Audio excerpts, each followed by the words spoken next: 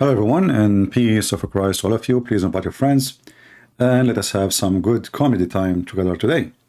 Always I see Muslims in YouTube, Mohammedans, trying to refute the Christians, and I find the way the Mohammedan they try always to refute is based in a bully, the bully system. Like Mimi Hijab, he want to refute Sajid, he bully Sajid, he bully. I mean, they bully each other, because their God is a bully, their prophet is a bully. Their God himself, he made a chapter, which is 3 verses, bullying the uncle of Muhammad.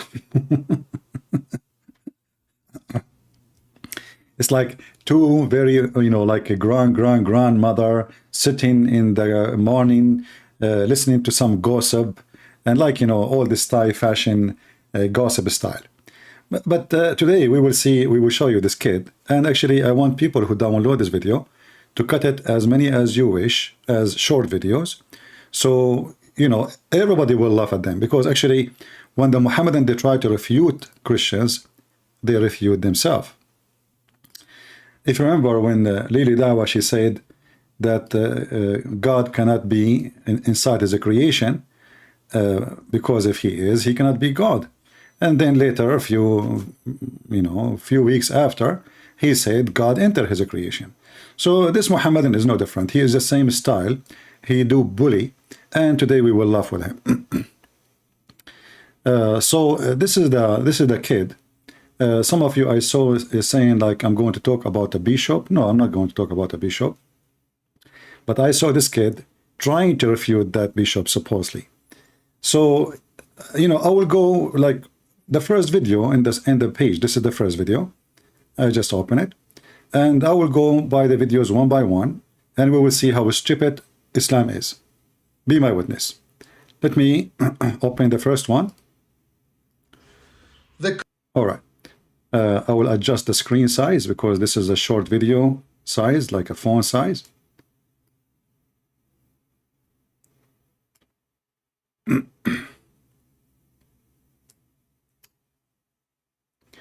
So supposedly he responding now to a Christian saying Muhammadan Shahada is nothing but shirk. And let us see what will happen. Current Muslim Shahada is blasphemous.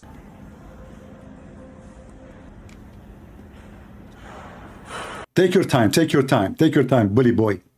Isn't it you associate the name of Allah with the name of Muhammad? This is what Shahada is. And not only that, you say Allah and his messenger know best, which means you associate the knowledge of Allah with the knowledge of Muhammad. He did not like it. The current Muslim Shahada is blasphemous. Where is your answer, potato? That's it, you move your eyebrows. You sound like Jibreel. Let us go to the second video. Eyewitnesses to Jesus that will just somehow magically believe it. Rumsey, there's a reason why we claim that the Gospels are eyewitness accounts. It's because they are. It is possible that the traditions of Jesus' death by crucifixion, his burial, and his appearances to his followers afterward all go back to historically reliable accounts.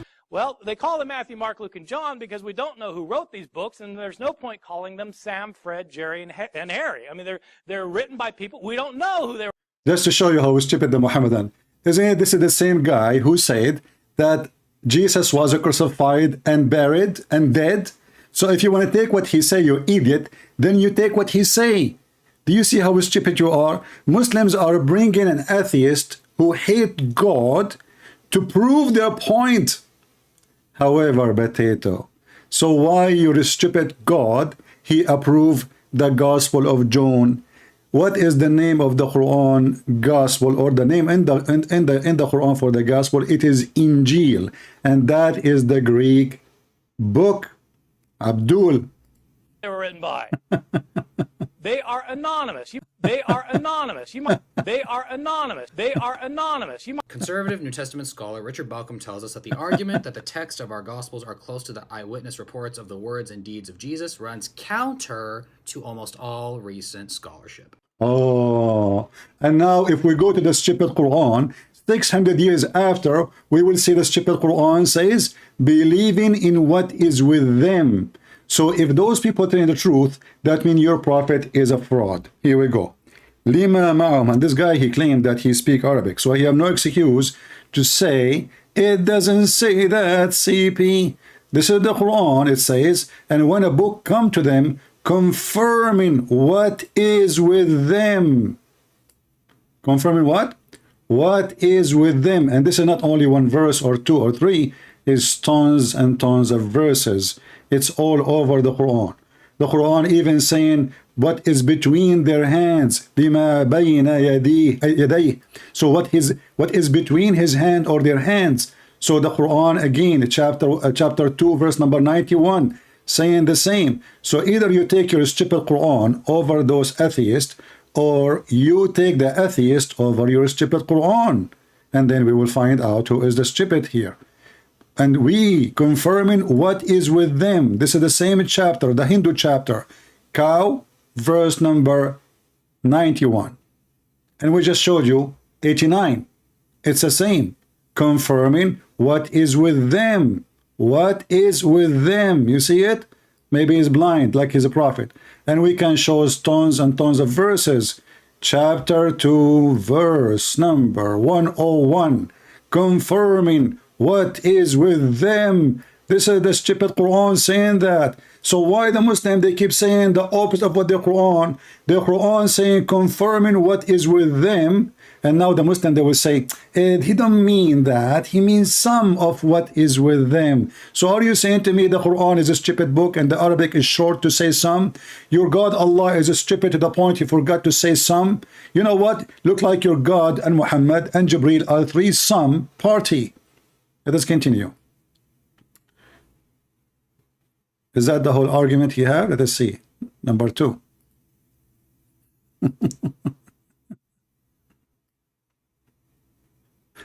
Let us continue, actually. See if you have anything. Deny it all you want, Jordan, but with 0 early manuscripts and 0 uninterrupted.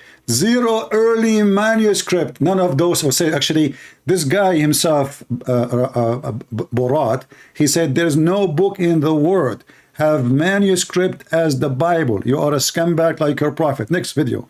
Who was Zainab? Zainab was the former wife of Muhammad's adopted son, Zayd. Oh, hold on, before I go, do you have even a 0 manuscript of your Quran? When the Muslim, they found a page donated by a Christian, and that page goes back to before Islam, which means the ink itself is not the same age of the page. The leather itself is before the area of Islam. And the Muslim, they went so crazy. Until now, the Muslim, they don't have a single copy for the following books: the Quran, Al-Bukhari, Sahih Muslim, etc., which mean the most authentic resource of Islam. They don't have a book for it. In fact, if we go right now to any Quran, we will find that Muslim says in the first page, this Quran is according to, read it, رواية هذا المصحف كتب هذا المصحف الكريم وضبط على ما يوافق رواية حفص ابن سليمان, according to Hafs, according to Asim, according to Abi Abd al-Rahman al-Tabi'i, according to Ibn Habib al-Sulma, according to Uthman, according to Ali, according to Zayd, according to Ibn Ka'b, according to the Prophet. However, this is according to, there's no proof of it, not a single page. Not a single page. According to, and the first one according to is someone came 200 years after Muhammad. Now let's continue. Who was Zainab? Zainab was the former wife of Muhammad's adopted son, Zayd. Now look, I know, usually the guy with the PhD is teaching the undergrad, but unfortunately for today, I think we're going to have to flip that script. Observe. One day, when Muhammad went to visit his adopted son Zayd, he was greeted by Zayd's wife, Zainab, who was wearing very little clothing. What happened next? Nothing, actually, because the narration you're relying upon in Tarikh al-Tabari is narrated by Muhammad ibn Umar al-Waqidi. Question, who was al-Waqidi? Oh, that's right, a well-known liar and fabricator. Now you see, David, that was... So guys, the Muslim, they are saying to us that this is according to fabricator. The Muslim, they fabricated stories about their prophet. The Muslims, they fabricated stories about their prophet. Al-Waqidi is a fabricator. If we go right now and read the tafsir of Al-Qurtubi, is Al-Qurtubi taking Al-Waqidi and he's a fabricator too? Because if you Muslim take the Waqidi as a source of fabrication and you say this is what happened, that means you, all of you, are mentally ill. If we go right now and we read the story about Zayd, here we go.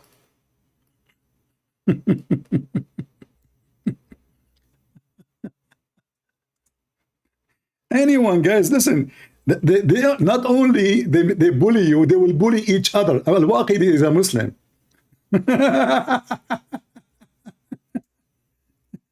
He's a liar. By the way, the Quran you are reciting is coming from Hafs, and Hafs is a liar. Do you want me to show you the same website you are showing me now? The same website you are showing, it says that Hafs is a kadhab. What a potato. Let us go and see if this is a source of trustworthy.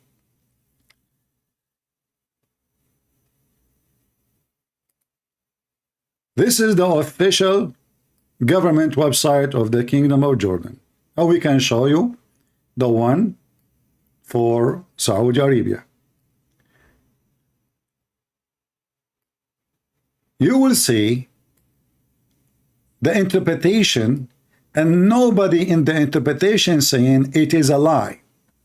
So it is you who try to defend the honor of somebody who have no honor by saying it is a lie. Let us see who is the one reporting the story.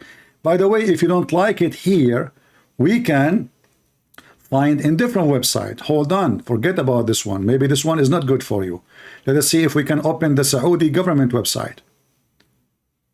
All of those is Al-Qurtubi anyway, you know, Al-Qurtubi. Let me find the Saudi government.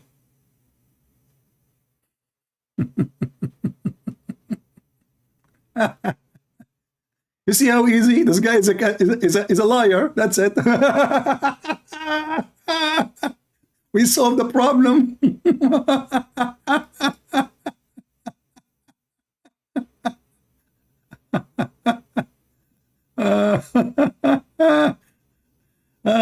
You know, the Muslims are really hilarious. Okay, you know what? This is the official government website of Saudi Arabia. I want you to make a video and show everybody where it says that this is a lie. This is Al-Qurtubi, and there is no Waqidi there.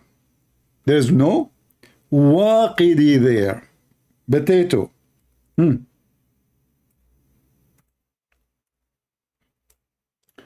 I just searched for the name Al-Waqidi in the page, and I found 0 Waqidi. So now what you will do? There is no Waqidi. We need to find a Waqidi to make the story a lie. Here we go. This is Al-Waqidi. We cannot find him. 0 in the search, in the page.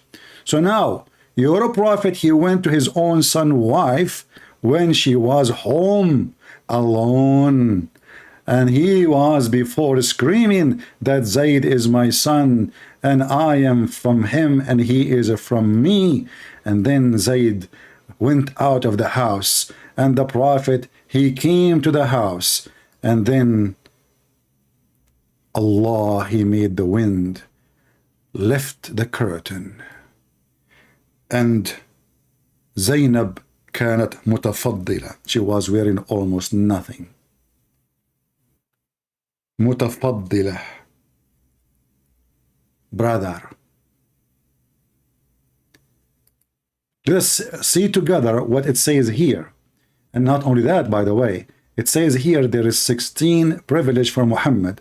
One of them, if the prophet, his eyes fall into a woman, her husband must divorce her immediately. And this can be found as number, I think, 10. Let us see. Yeah, brother, this is Al-Waqidi, you know, yeah, Al-Waqidi, okay. Let us see.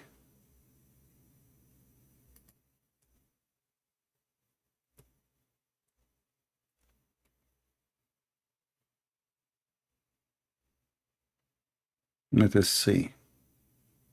Here they are counting the privilege of Muhammad. Number 10. If his eyes fall into a woman, her husband must divorce her so the Prophet can F her. Who is saying that? This is not Al-Waqidi, and this is confirming the story. The Prophet, false Prophet Muhammad, he saw the women almost naked. His penis get in alarm, and he said, Subhanallah, Allahu mu'allif al-qulub. So praise be to Allah, the one who flipped my heart for you. And Muhammad here, he blame Allah for him going with the wind, with the lost, you know.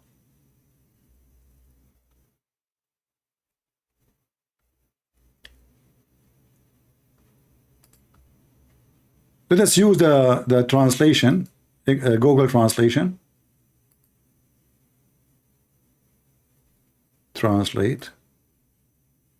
All right. If you go to 10th, you will see the word 10th in the page appear twice.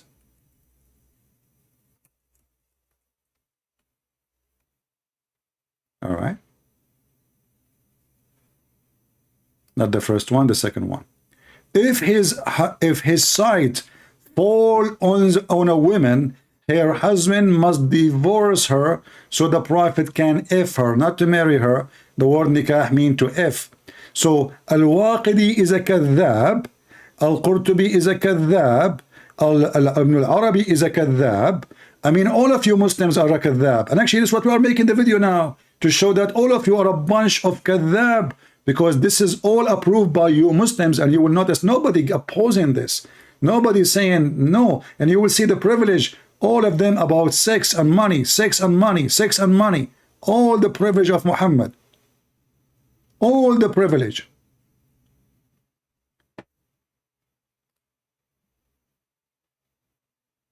And if you don't like with this website, we can open another website and we can read another translation or even a tafsir, whatever you want. All of them is the same garbage, proving Islam to be a fraud, my friend. So stop trying to defend by accusing your brother in Islam to be a liar. Al-Waqidi is a kadhab. You are a kadhab too. Now, here it says, let us see. This is a commentary about Al-Qurtubi. This is not Al-Qurtubi. Let us open.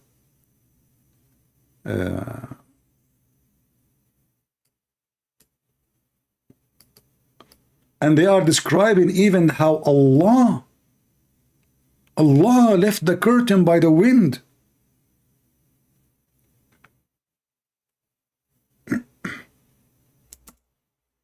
And they are describing Zainab that she was big, which means like fat and beautiful.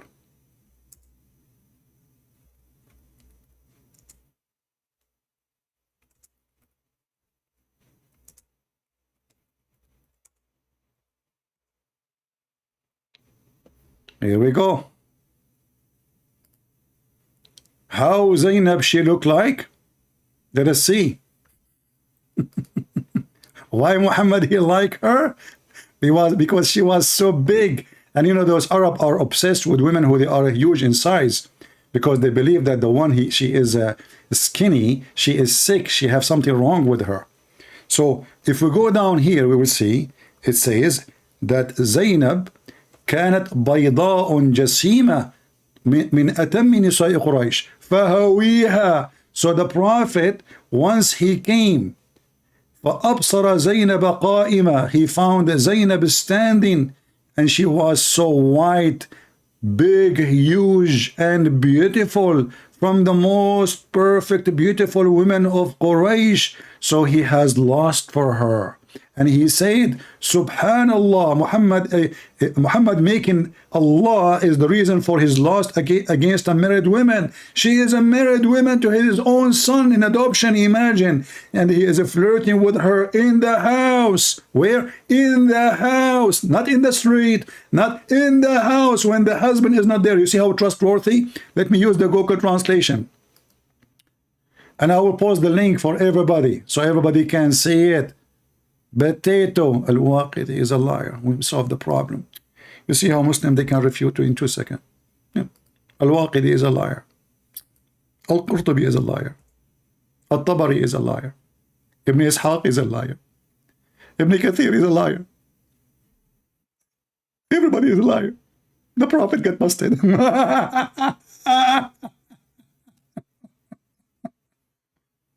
Oh boy. Let's see the translation here, if the translation will come correct. But maybe it's better to copy it, to copy the translation, because I don't see the translation coming right. Not only that, Zainab, she said that each time after the Prophet he flirted with her, each time Zayd want to have sex with her, Allah, he made his penis swell. His penis, what? This is the miracle of the penis. People take a note. Each time the husband, imagine the husband now, Allah, he preserved Zainab, the wife of the man, to Muhammad to F her. So each time the man wanna F, excuse my language, his wife, Allah, he made his penis swell. Al-Waqidi is a liar, but Al-Waqidi did not say that. This is here, this is here, this is... I mean, look, guys. I mean, you see, those Christians accusing the Prophet of lies. And Zainab, you know, when the Prophet went there, he put his head in the floor. He did not look at her ass. May Allah ask her.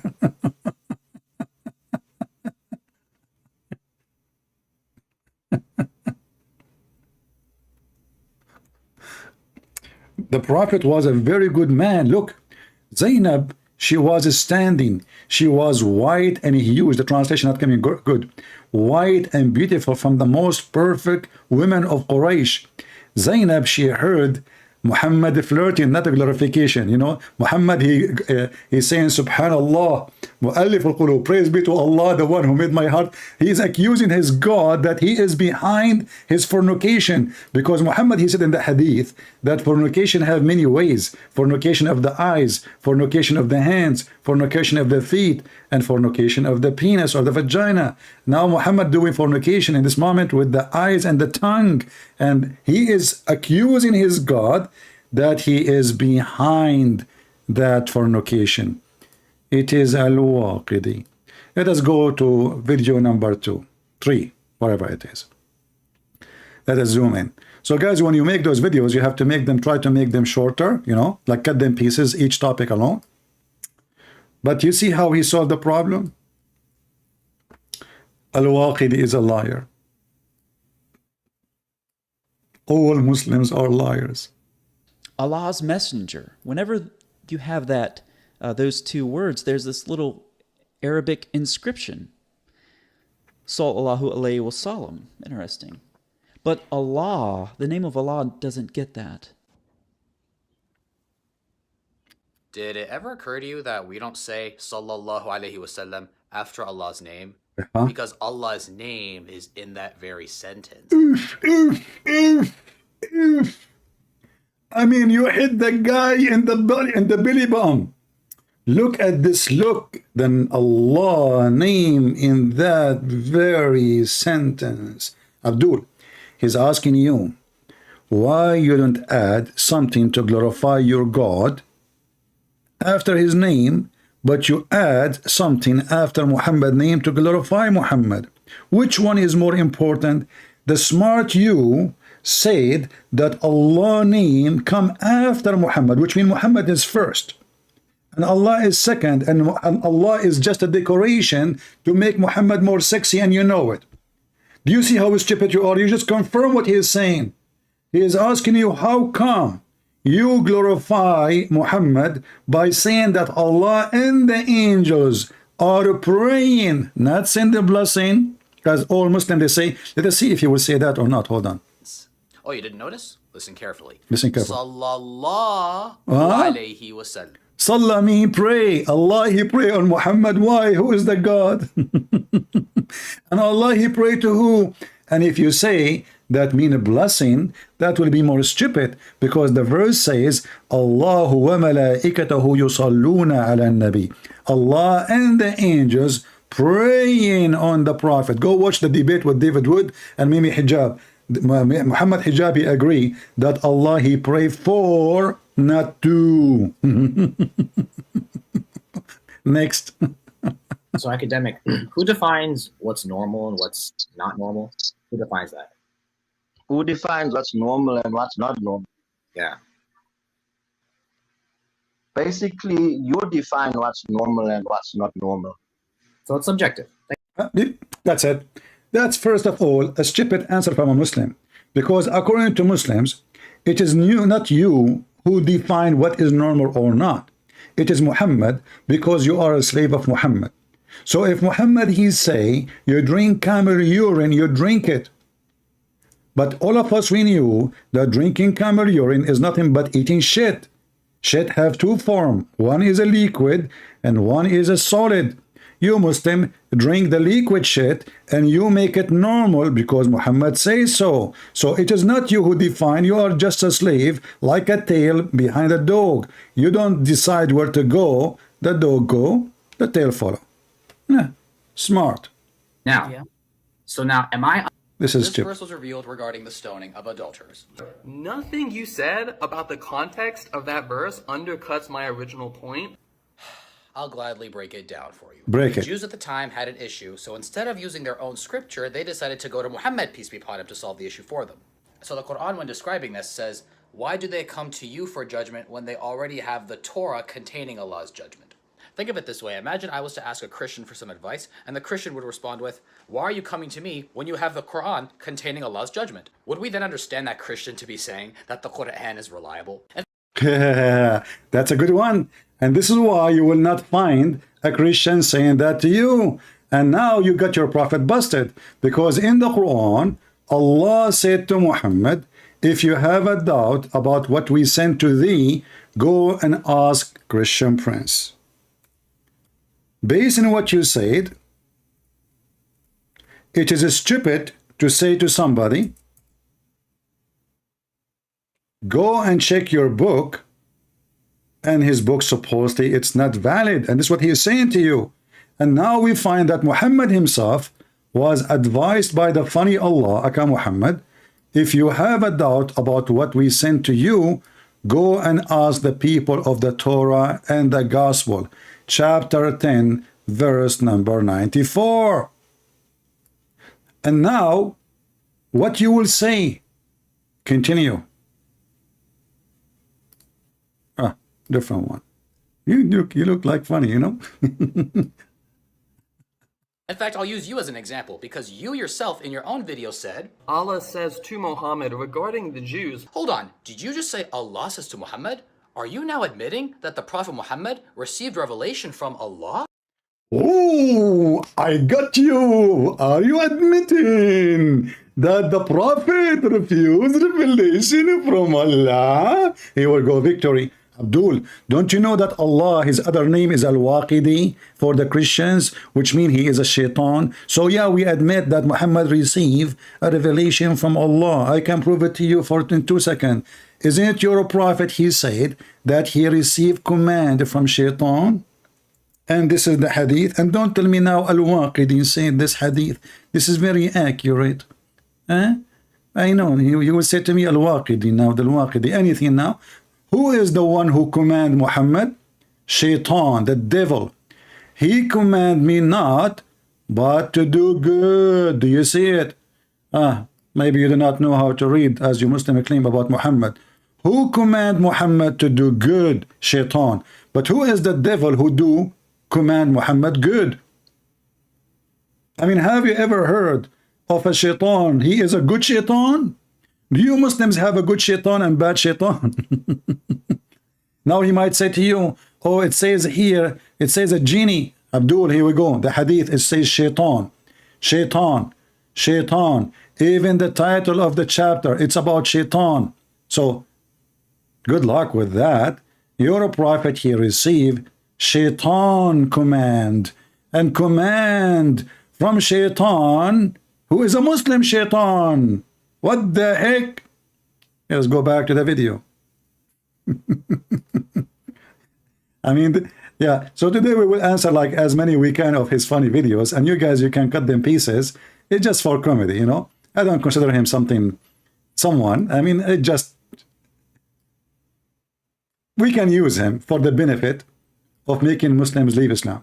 So are you admitting that Allah gave revelation? You know, you remind me when Muhammad received revelation during the time he was doing shit. If you open chapter 1 in Al-Fatiha and read the book of Asbab al-Nuzul, let us go there. Shall we? Each time the Prophet, he go out to do poo-poo, he hear a sound of an angel. And he say to him, according to the Muslim, he's an angel. He say, oh Muhammad. And what Muhammad he does? He flee. Read it. And this is what? Now you will say this is a liar too, you know, it's a lie. Each time the Prophet, he get out to do poo-poo, baraza wa tabaraza, we to do shit. He used to hear someone calling him, oh Muhammad, and whenever he heard this, he used to flee. Your prophet is not even a man. I mean, you see, even when Mary, the angels came to her, she did not run away, and she is a female. You're a prophet, his pant is between his legs, and now he is running, and the poo-poo is coming all the place. And then Waraq ibn Nawfal, who is supposedly a Christian, told him, listen, Abdul, next time you hear the voice, stand in your place, don't run, and ask him, who are you? Do you see it?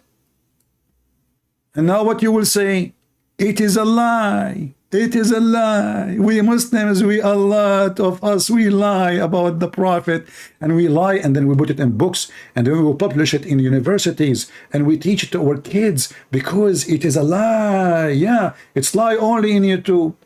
But in your school, they teach you that this is what happened. When it's embarrassment, you say it's a lie. In your school, you don't dare to open your mouth.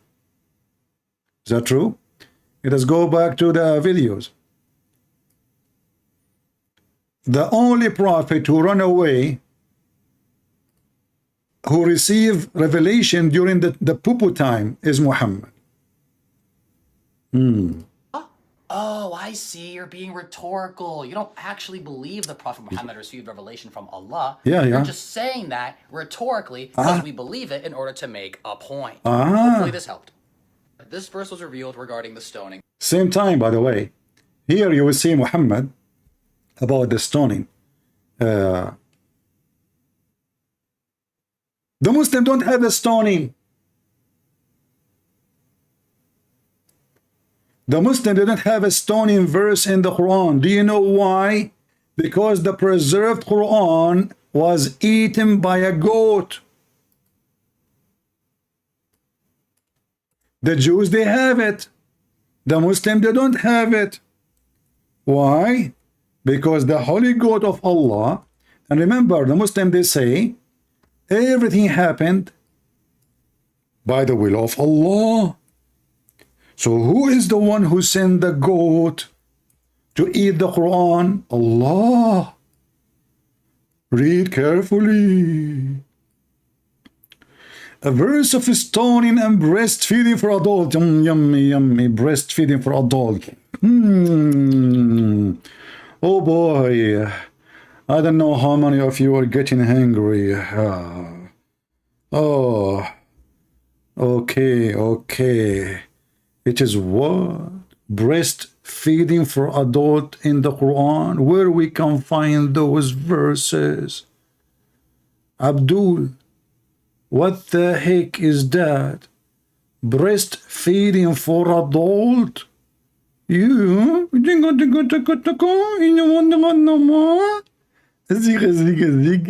Yeah. Bad boy. So Allah, he wanna spoil the Muslims. So he told them, listen. This is a Muslim guy. He go and he found his neighbor sucking the boobs of his wife. She said to him, hold on. Okay, don't be stupid, you know.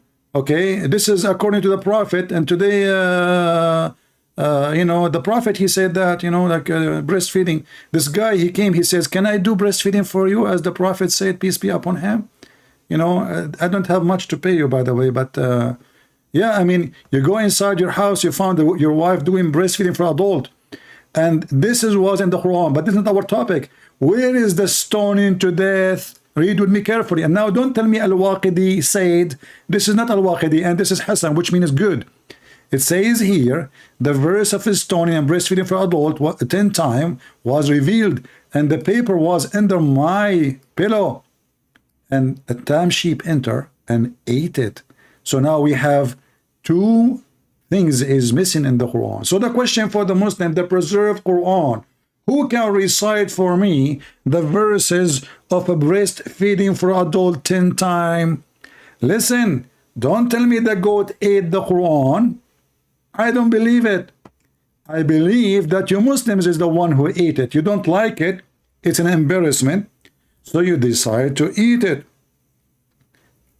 And about goat eating Quran, I mean, it's possible, but did the goat eat your memory?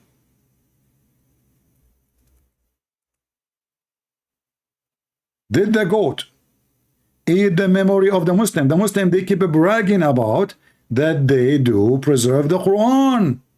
By what? By the memory of their heart. All right, the goat, she ate the Quran. Is the goat a Trojan horse who ate your memory? Waiting for the answer. May Allah bless you, goat. You must be a holy goat now, because you have a holy Quran came to your belly and came from your anus. And now the Quran became a fertilizer in the land of somebody. And this is the original Quran. Can you imagine the blessing of the poo-poo of this goat at that day after she ate the Quran? What kind of fertilizer go down in the ground? Do you think people, they collected? Do you think there's a lucky person, he hide it and now one day he will sell it in eBay? Do you think that he will use it for nuclear facility? Do you think that he will see the light of Allah through the fertilizer coming from the poo-poo of the goat? There's many options. All of them, soon they will be in the auction. And anything is embarrassing, they would say it's a lie. It doesn't say that, CP. Yeah. Going back to the videos. Oh boy. You guys, you will have a lot of videos to cut, huh? So now today we will make you have like 100 video maybe to cut short and post them online. Okay, let's go to the video number. What happened? Why the page of now? So this verse was revealed regarding the stoning of adulterers. Nothing you said about the context of that verse undercuts my original point. I'll gladly break it down for you. Yeah, we answered this one, but for some reason the page is not opening. I don't know why. The page is stuck.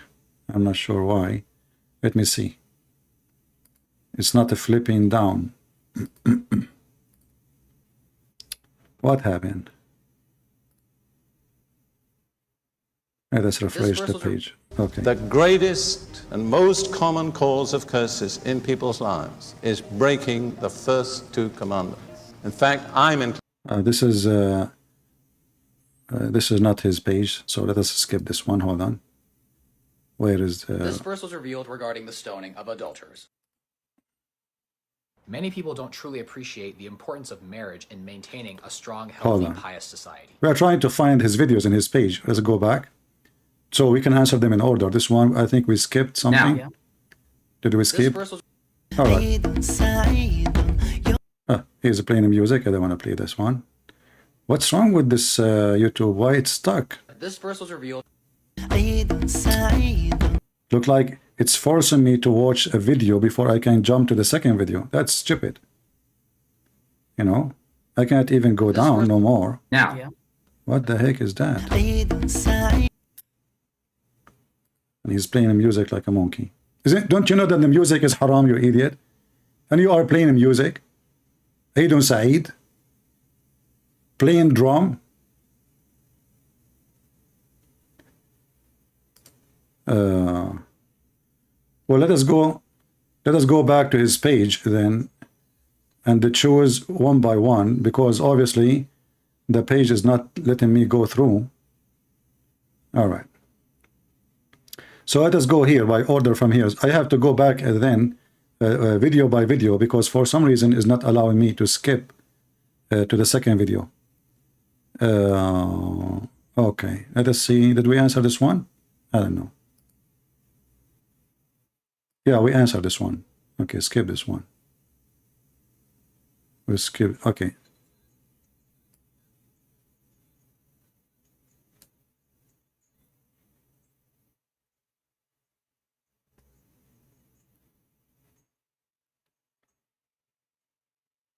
What?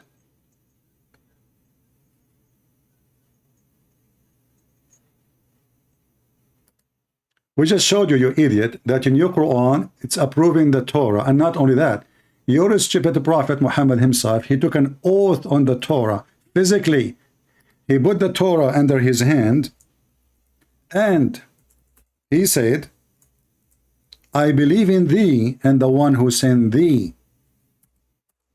So if the Torah, some or most of it changed, and then we have an idiot who his name is Muhammad, who do not even know how to read it.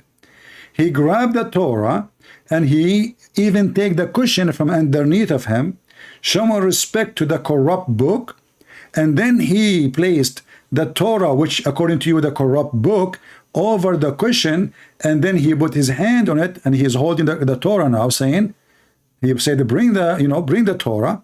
Then he would draw the cushion from underneath of him, and he placed the Torah on it, saying, I believe in thee and him who revealed thee. So Abdul, as long as you stupid Muhammad and keep saying the Torah and the gospel is corrupt, the stupid Muhammad was being hypocrite. Don't you agree with me? Because the one who swear in a corrupt book, saying I believe in thee, he is nothing but a fraud.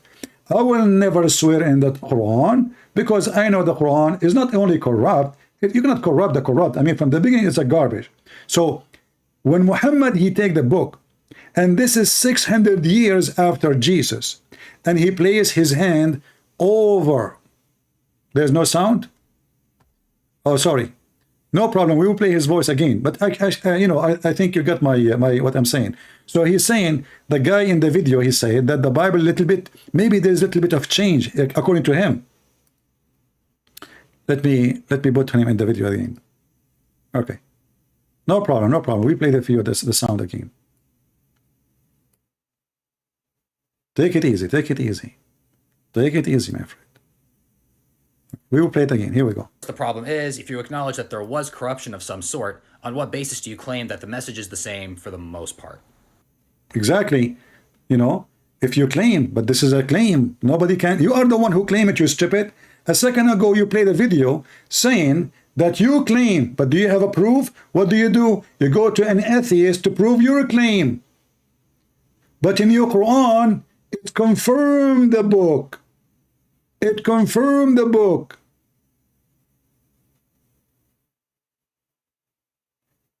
In Al-Baqarah chapter alone, there's tons of verses, not to forget to mention the other verses. And now, if we ask the Muslims, is the Quran corrupt? They will say no. Correct? Well, show me one Quran, agree with the other Quran. Not translation. I'm not talking about translation. I'm talking about Arabic Qurans. You will find a lot of differences between them. Actually, in fact, even the Quran of Hafs himself have a huge difference opposing Ibn Mas'ud. As an example, if you remember, where in the Quran it says, وَالشَّمْسُ تَجْرِي لِمُسْتَقَرٍ لَهَا, and the sun ran to its fixed course.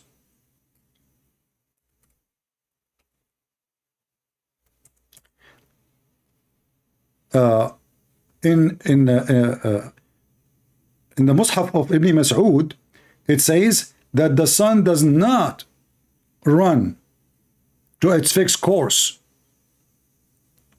This is chapter 36, verse number 38. Let us go to Ibn Kathir, 36:38. Laugh with me. the preserved Quran. How Ibn Mas'ud say the opposite from Hafs? Because one of them is wrong. The sun run to its fixed course, and the other one saying no, the sun does not run to its fixed course. Which one? Both cannot be right. If you go down here, and this is again Ibn Kathir. This is Ibn Kathir. Read carefully with me and laugh at the preserved Quran. This is just one of billion example. وَالشَّمْسُ تَجْرِي لَا مُسْتَقَرَّ لَهَا. So the Quran here saying that the sun runs and there's no end station for it. And this is a translation. And the sun runs with no fixed course for a term. No fixed course for a term. Go up. Opposite. And the sun runs to its fixed course. Which Quran is the true Quran? The one run to a fixed course, or the one does not run to a fixed course?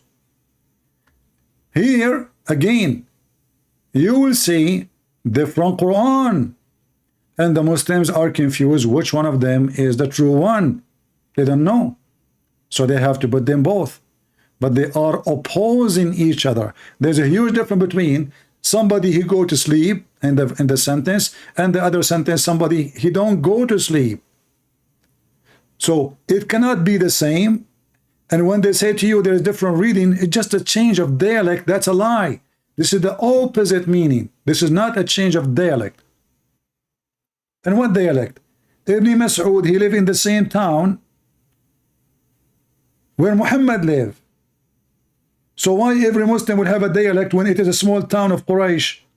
You know, when you hear Muslim talking about 7 letters, you will think that we are talking about a China who have many ethnic group. This is a small tiny village. It's called Quraysh. What dialect? And who is the one who asked for 7 recitation for the Quran? Muhammad. Do you have them? Can you recite them for us? Is the verse about stoning to death and breastfeeding for adult is gone from all the Quran, or only one Quran? As you see, Quran is a very stupid book, and the Muslims, they cannot refute except by doing the bully. Let us continue and laugh more. I hope you guys have a good time laughing at those Muhammadan. Surah 5:43 through 44, Allah says to Muhammad regarding the Jews, but why do they come to you for judgment when they already have the Torah containing Allah's judgment, and then they turn away after all? Interesting. So Allah is saying that the Jews during Muhammad's time already have the Torah in their possession. This statement by Allah makes no sense if the Torah the Jews had was corrupt or not the actual Torah. Why would Allah be telling them to judge by the Torah if he knew it was corrupt? Or maybe Allah's wrong in this instance. Could be. Or maybe someone forgot to do their research. For those who are unaware, this verse was revealed regarding the stoning of adulterers. At the time of the Prophet, there we answer this one. Same time, stupid. Where it says this is regarding the stoning of adulterer. Same time, even if it's about the stoning of adulterer, even if it is, still, when you say to them, why you are coming to me, and when you have the Torah, he did not say to them, well, you have a verse about it in the Torah. He says, you have the Torah. Nowhere in the verse mentioning the stoning. You're an idiot. And we cannot even find the stoning word in the Quran. You're an idiot. Same time, your idiot God, according to this gentleman who got you busted, if Allah is a smart God and their book is full of garbage, now how the Jews, they will knew what he's talking about? If you are saying to me that this is about the verse of the stoning, well, you should have it too. You don't even have it. Same time, if Muhammad is saying to them, go back to your book, and their book is full of lies, and there's only one thing is true, why your prophet, he took an oath in the whole book. In the top of that, all of this, we mention many verses in the Quran, speaking about the Quran to be true, the Bible to be true. Thuma is then. So, Rumsey, why are you lying on here, man? Stop making bad art. It's bad enough you hit like a girl, but... Yeah, you remind me of your prophet how he hit when a man he come to him and he said, can we, who is this woman with you? You know, who is this woman? He want to have sex with her. And then Aisha, she said to Muhammad, who is this man who says such a thing to you? He said to her, Ahmaqun muta'. He is a fool we have to obey, which means if he insists to have sex with you, you have to do it. He is a leader of a big tribe. And Muhammad, he have no match. He will kill him, he will eat him alive.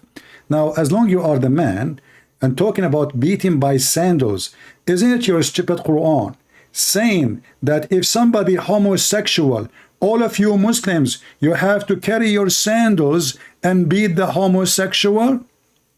This is the Quran.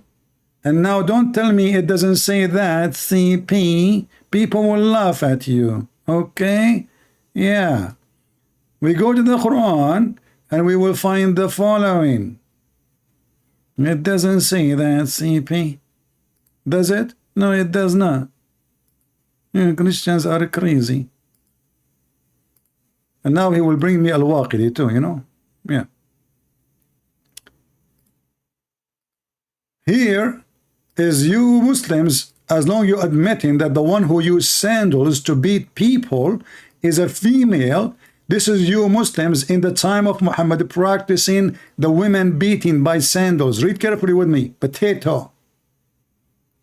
When two of you, which mean two men, which is very popular between Muslim community to be homosexual, even Muhammad himself is a homosexual, and we can prove it so easy.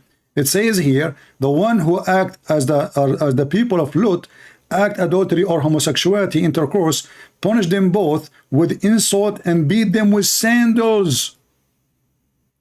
So you are insulting the guy, saying the one who do this is an act of a woman, when this is your religion and this is your God, telling you Muslim, don't use sword, use sandals. Do you see it?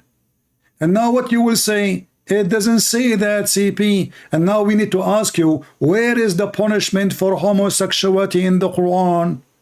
Zero. This is the only verse speaking about homosexuality. He will say to you, it's in the hadith. Muhammad later, he lived with the Jews, he learned from them, so he said, do as the Jews they do. But there's nowhere in the Quran it says, what is the punishment for homosexual? As you see, just heard them. And if you beat a homosexual with a sandal, he might get excited. Abdul, like your prophet. Let us back, go back.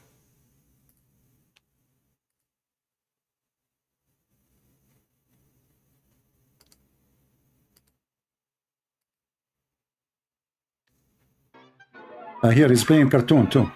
He's a kid, you know.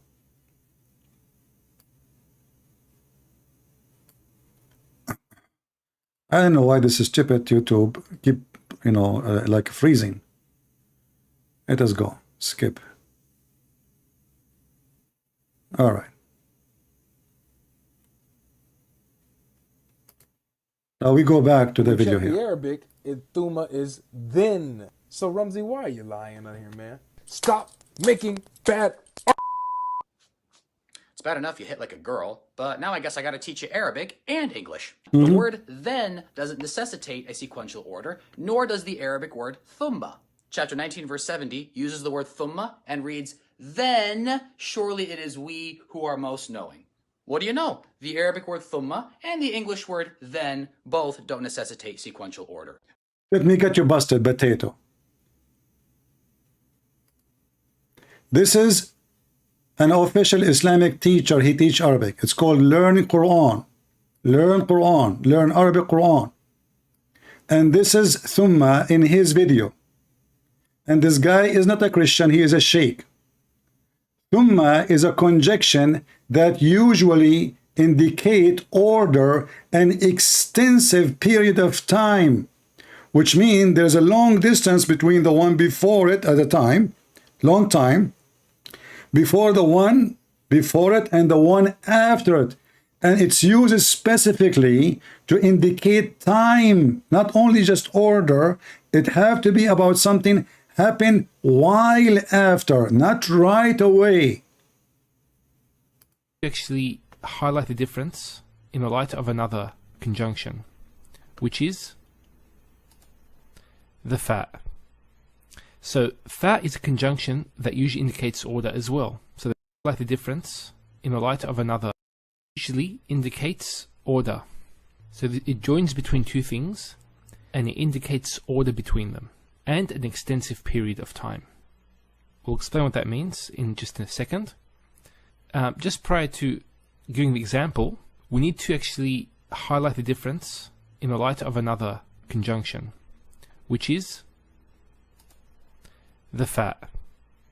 So fa is a conjunction that usually indicates order as well. So they both indicate order. The difference is that thumma indicates an extensive period, while fa indicates a brief period. So who is the stupid who want to teach them Arabic? You remind me of Mimi Hijab, who want to teach Arabic and Hebrew to David Wood. Haha, I know this is coming. I'm going to teach you Arabic and Hebrew. And what? Elijah mean God is with us. So the potato you who's trying to teach somebody Arabic, obviously you do not know Arabic. And that will make Islam funny and stupid. Why? Because if we go in the Quran, we will find the following. When Allah was creating the earth and the heaven, the idiot Allah, he keep using the word thumma. Read with me and laugh.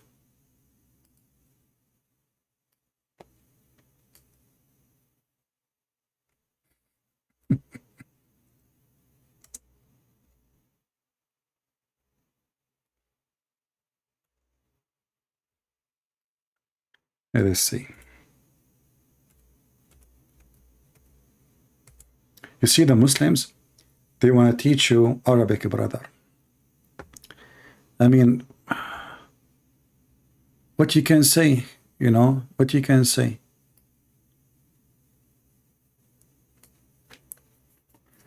If you read in chapter 79, you will see one of the most hilarious, stupid God who already, you know, this is stupid God. He don't even remember what he said previously. And when we say the stupid God, we mean Muhammad.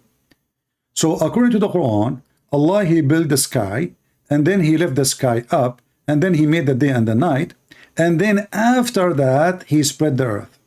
However, if we ask this Abdul, which one Allah created first? The answer is the earth. So look what happened. Allah created the earth first. And this is more stupid ever to say, because if you create the earth first, shouldn't you create a space for it? Potato, isn't it the sky is the space? So Allah created the earth first, and then he did not finish the earth. He went to make the sky. He finished the sky, and then he came back to the earth, and now he made the earth flat. And then what happened? And he started doing those things as you see, one by one. But you know, what is the problem? If you go to different verses in the Quran, you will find that the stupid Allah, he forgot, and he is saying totally the opposite.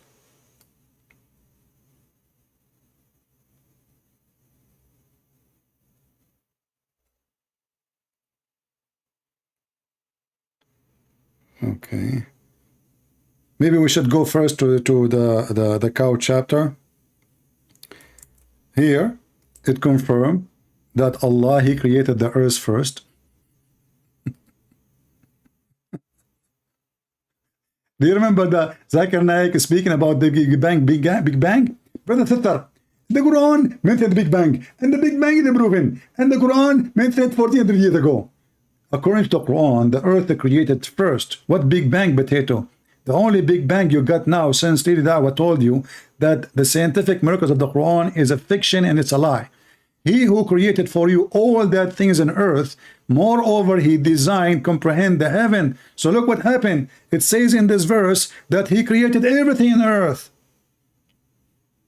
But the other chapter saying no. He come back and he start walking in the earth and he put mountains.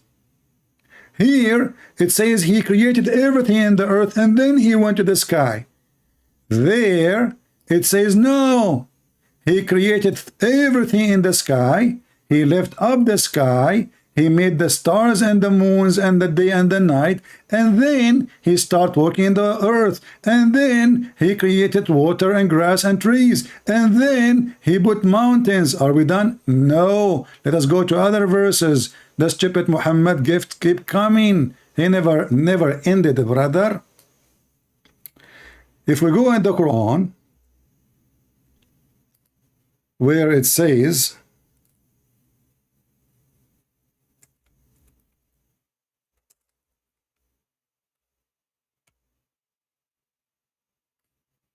in chapter 41, verse number 9 and 10, and by the way, you can read from the beginning because the Quran have nothing to do with verses, they are not connected mostly. So here it says in chapter number 41, Allah, he created the earth in 2 days. He placed mountains in the top of it, and everything else in 4 days. And then he went to the sky, and then he made the sky finish and made the stars. But in the other chapter says the opposite. It says he went first. Look, read with me. Look, the stupid Muhammad. Look at the donkey. He created everything in the earth, and then he went to the sky. Chapter 2, verse number 29. Chapter 79, reading from verse number 27, he created the sky and he finished it, totally finished it. He made the day and the night, which means the sun, everything in the sky is perfect now. And then, after he made the day and the night, etc., then he started working in the earth. But we go to the other verse. Let us continue. Chapter 41, verse number 9 and 10, 11, you see, here it says, he made the earth in 2 days. He made everything in the top of the earth in 4 days. Then he went to the heaven, and he started working in the heaven, and the heaven was a smoke. And then he made the day and the night and the stars, and that is the last thing to do. So who is the stupid here? Which one Allah created first?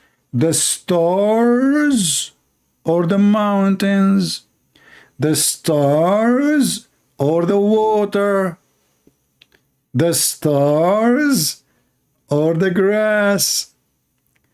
Stupid Muhammad, he don't remember which one he created first. Let us go back to the video. Shall we continue, guys, or do you think he is worth to continue, or you are enjoying the comedy? What do you think? Should we be more merciful on him? I mean, this guy will become the joke of everybody. And as you see, we showed them. Here we go. Let me give you the link of Thumma. This idiot, he is saying Thumma does not mean next. This is stupid. He claimed that he have knowledge in Arabic. This is the link. This is the link. And this is a Muslim, this guy, he is very, and he made videos to refute me too, supposedly. This is what Thumma mean. Thumma mean long after. Long. And this is why actually I wanted to use it here in chapter 41. You will see Allah, he is using Thumma. Allah in verse number 10 and verse number 9, he created the earth in 2 days, and then he did everything in the top of the earth is 4 days. This is 6 days. Now the Muslim, to fix this problem, they say to you, no, this is 4 days including the 2. That will be stupid. You mentioned already the 2, so there's no point to mention the other 4 if they are not other 4. Do you see the stupidity? But to fix it, Muhammad obviously he made a mistake. 2 plus 4, that's already 6, and then plus 2, that is already 8. But the Quran says in many places Allah created the earth and the heaven in 6 days. But look what happened here. Here it says Thumma stawa ila sama. Thumma, the Muslim translated as then. That is a false translation, because Thumma mean long period of time, not right after. Then is right after, but it's not. But even if you use it as then, that is a contradiction for the other verses in the Quran. Then, again, then. But as you see, we showed you how the Muslim themselves, they explain it, saying that this is nothing but Thumma, as long period. Let me put it for you on the screen again. In Arabic, if you want to use something for short term, Next conjunction, you say fa. Fa is a letter you add it to something, and that will make it, you are telling that something after, right after happened. If you use the word thumma, as you see the Muslim Abdul saying in the video, it's a conjunction that is usually indicate order and extensive period of time. Isn't it nice that the Muslim, they make videos on YouTube so we can use it to defeat Islam? Honestly.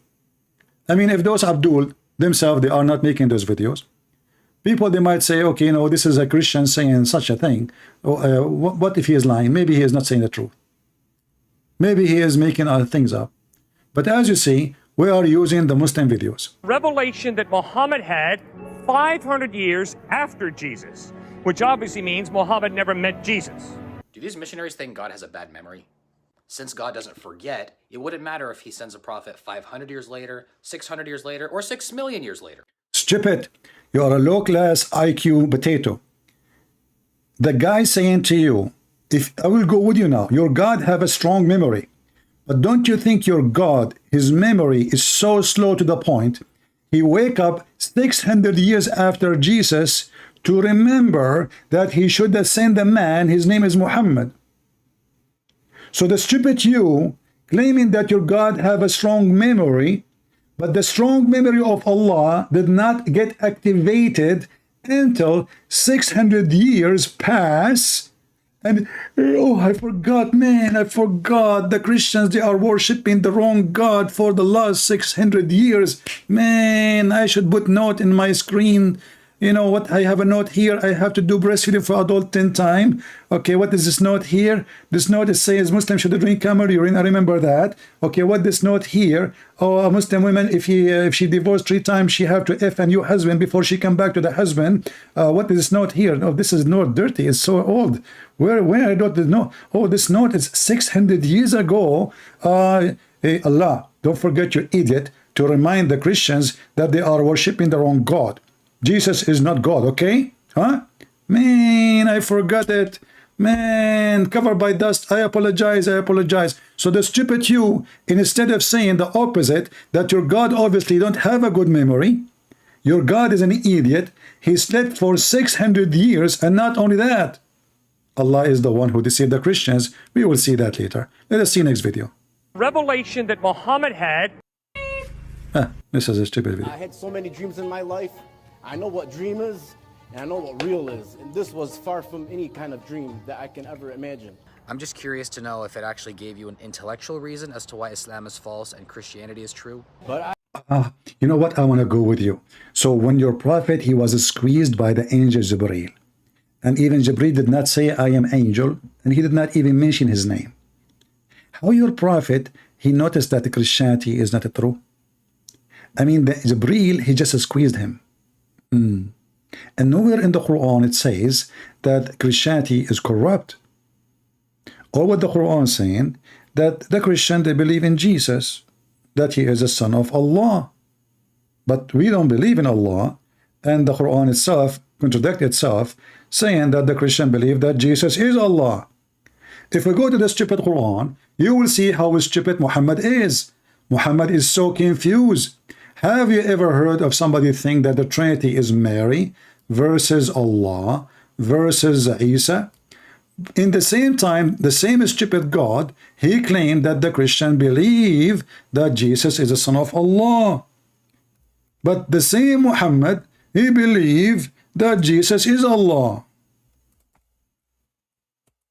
He believed that the Christian believe in that. All right? So look with me.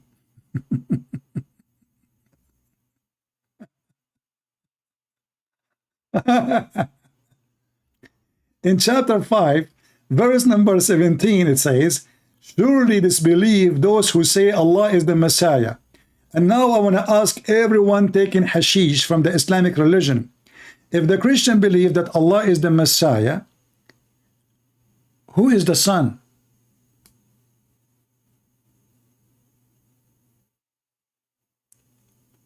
Guys, are you with me? Do you see the stupidity? If Allah is if the Christian believe Allah is the Messiah, Where is the Trinity?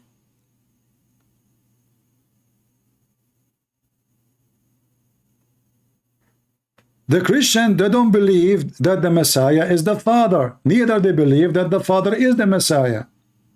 So when the stupid Muhammad, he say that the Christian believe that Allah is the Messiah, if we assume he is the Father, which is not true, but it is for the sake of discussion, if he is, then the Trinity is not there. That means the Christian, they believe in one person, one God.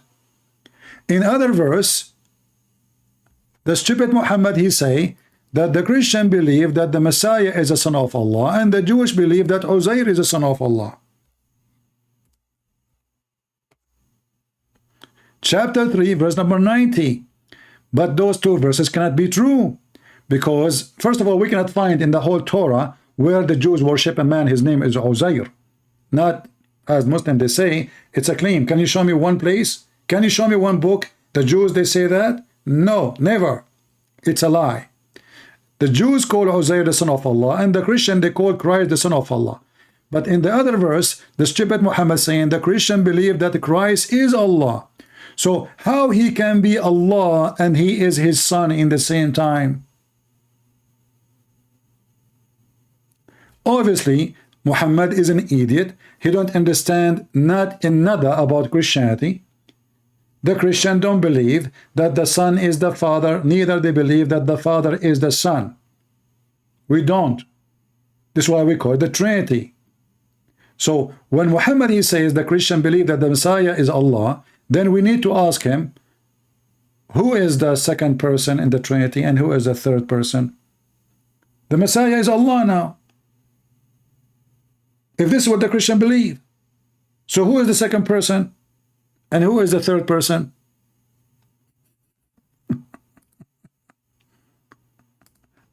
What a drama. You know, in China they say he left as a donkey, he never came back as a horse. And there is a reason for that, my friend. However, this guy here, by the way, this is, I do not know who is this person, but obviously he is a Muslim who is, he saw a miracle, according to him, and the Muslims are very upset. He left Islam. He left Islam because he saw. أشهد أن لا إله إلا الله أشهد أن محمد رسول الله الله أكبر الله أكبر الله أكبر. I said it like 8 times screaming, and my soul told me, you're wrong, it's not true.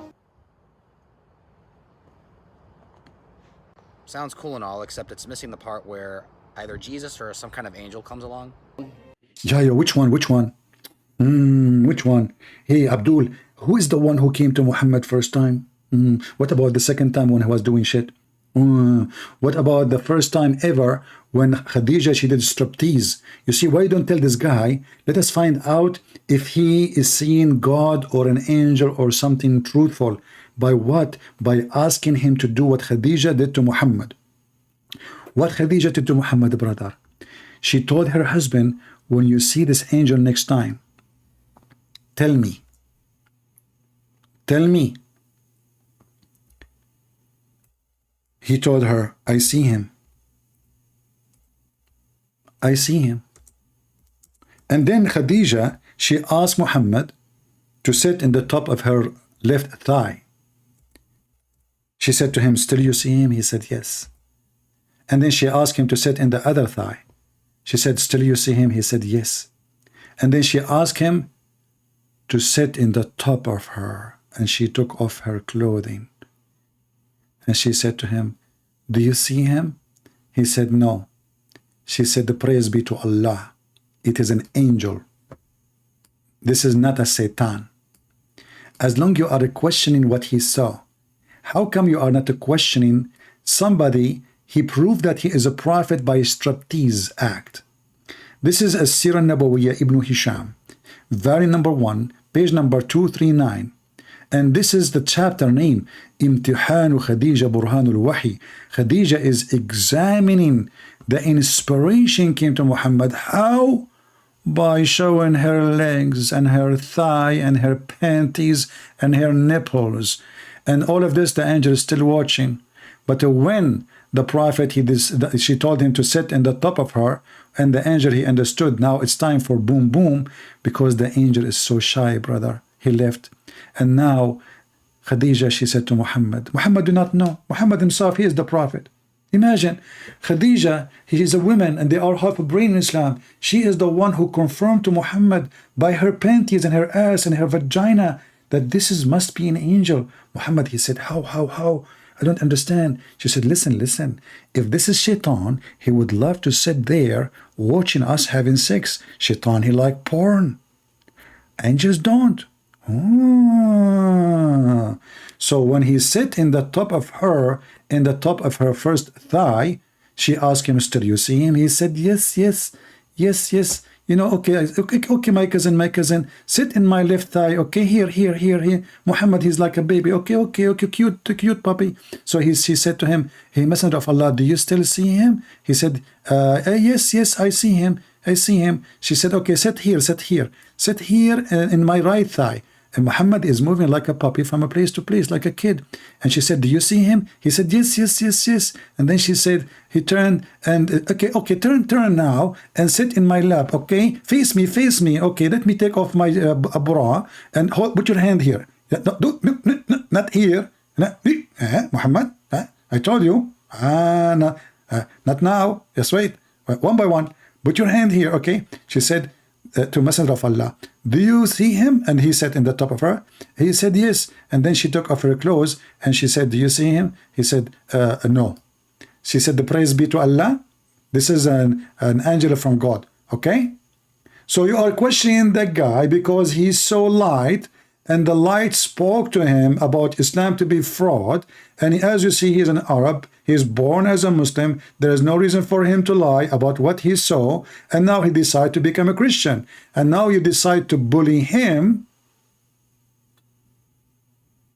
instead of showing him something useful, maybe, to prove to him that he is seeing Satan. And as you see, the guy was shouting Allahu Akbar many times. So your prophet is a liar then. Because if your prophet telling the truth, isn't your Muslim supposed to, when you shout Allahu Akbar, the enemy of Allah, Shaitan, he will be terrified? So how this Shaitan who came to this man, you are claiming that he is Shaitan, not an angel, how come he shout Allahu Akbar many times and still Shaitan is not running away?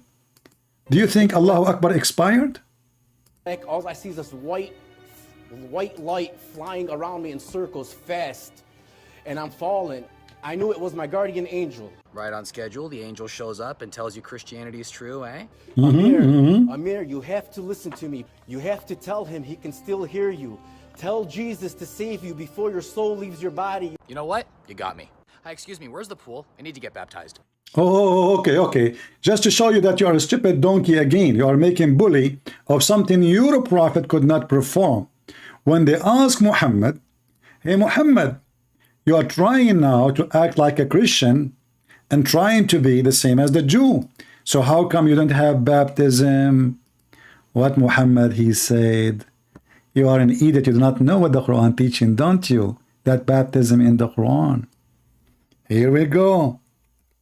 According to Muhammad, Allah is the one who do baptism to Muslims. If we go to the stupid Quran, chapter 2, verse 138,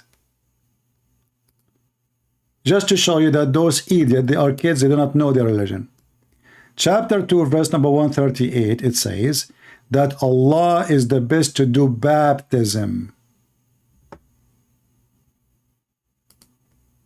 Who is the one best to do baptism? Allah.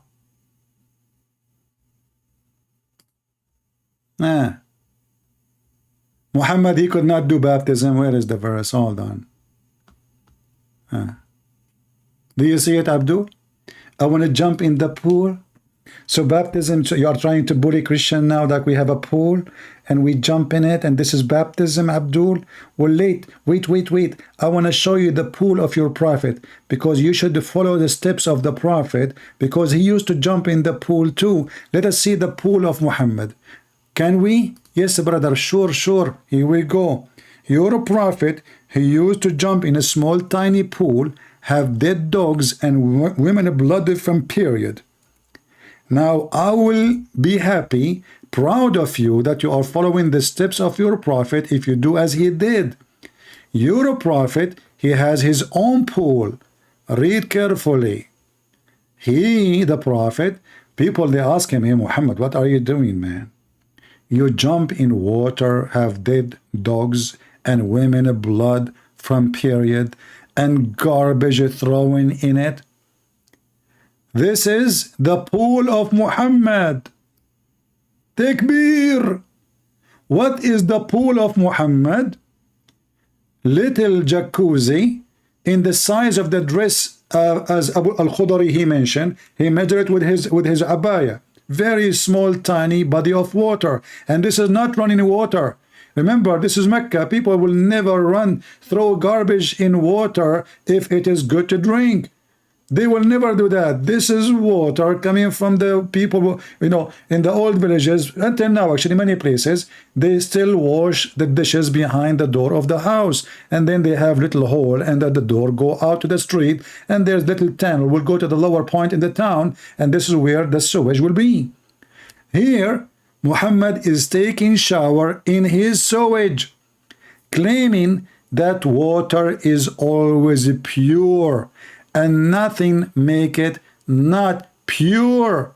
So as long you want to jump in the pool, can you please take a video, bring many dead dogs, and they have to be dead bodies, remember, not just died now. I mean, you know, as you see, even the hadith says stinky. You see the word stinky? It's not me even saying the word, you know, it says stinky, you see? I don't know if you know how to read English. Stinking, you know? So the prophet now preparing himself to pray to Allah.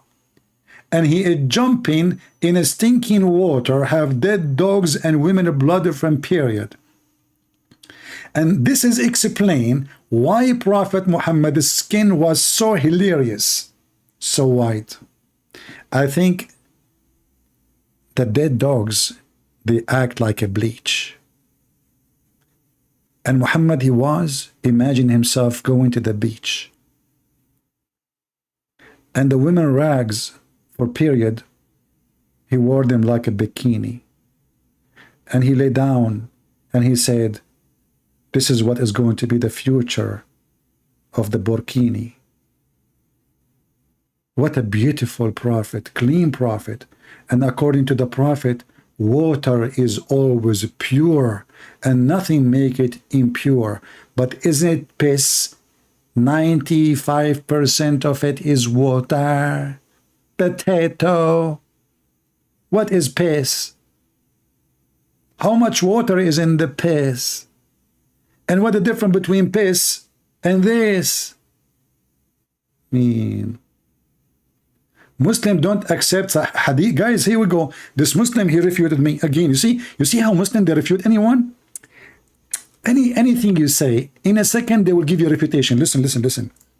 Look what Zayd. This is Zayd, the husband of Zainab, the one Muhammad, he used to sleep with her when she is married to Zayd. You must be proud to be Zayd, my friend, and your father, even your wife. Muslim don't accept hadith, only sahih ones that were narrated by a group of Sahaba. Well, you idiot. This is Ibn Sa'id al-Khudari. This is Sahaba. And here it says Sahih. Do you know how to read? Sahih. So what we will do now? It says Sahih, brother. We. It is Sahih. We. So he tried to escape, you know, the embarrassment. Anything you say to them, they would try to put it down. It's not true. It's not authentic. I mean, yeah, we Muslims, we lie a lot about the Prophet. You know, Muslims are a bunch of liars, and they cannot wait to lie about their Prophet. But it says Sahih. This one, it says Hassan. This one, it says Hassan. This one, it says Sahih. Look. I mean, it says Sahih, but it's not Sahih. It says Sahih, but it's not Sahih. So in Islamic books, when the Muslim, they say Sahih, they mean it's not authentic. Yes, sahih mean authentic, but they mean the opposite to confuse the enemy, brother. How deep it is. So he wanna jump in the pool. Shall we continue or enough for have mercy in this guy? Maybe next time we can continue. Let us open Skype and see if there is anyone. But we gave you enough videos to laugh at him and what he is saying. And maybe he will repent and be honest a little bit. You want to jump in the pool, you idiot? Well, we made you jump in the pool. Here we go. Your prophet, he jumped before you.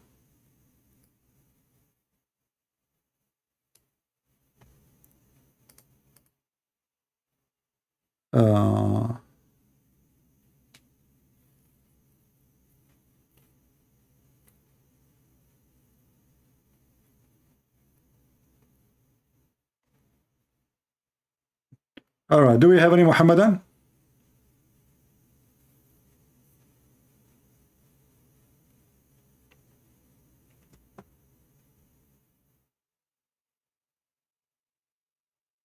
Any Muhammadan here would like to join us?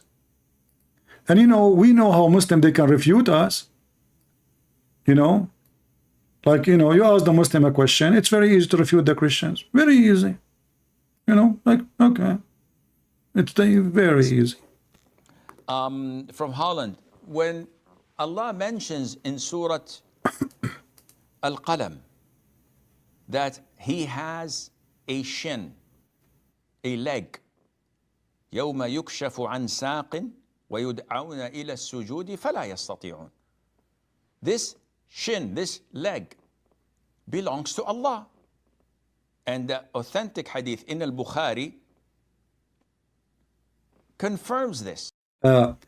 Someone is saying to me, don't run like Sam from Uthman. My friend, give me Skype of Uthman. I will call him right now. Let us see who is the one running away. I challenge you to give me the Skype of Uthman now, and I will call him immediately. I keep asking it for the last year, and you Muslim, you don't dare to give it to me. So instead of wasting my time, inshallah, the enemy of the truth, Uthman, is a potato. You do not even know his book. He will never even dare to say hello to me. And this is my challenge for you, potato. Who is the Muslim will dare to give me the Skype address of Uthman to call him? All what you need to do, give me his Skype. I will call live on air in front of you. Now, tomorrow, the day after, all of you are potatoes. You keep asking me to debate Uthman, but Uthman never let me call him. How I'm going to debate him? You potatoes, your Uthman is a joke. And he knew his size. This is why he will never get close to me. And when you say to me, Sam did run from Uthman, I don't think Sam will run, but maybe he will not go and talk to someone low. For me, I don't mind. I take all kind of garbage. I don't mind, you know. Somebody have to clean the garbage. And that's me. So I don't mind, my friend.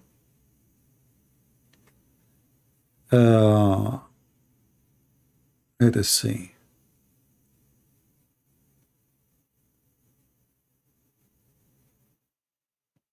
This guy is calling me Kalb. Let us call this Abdul and see what they want.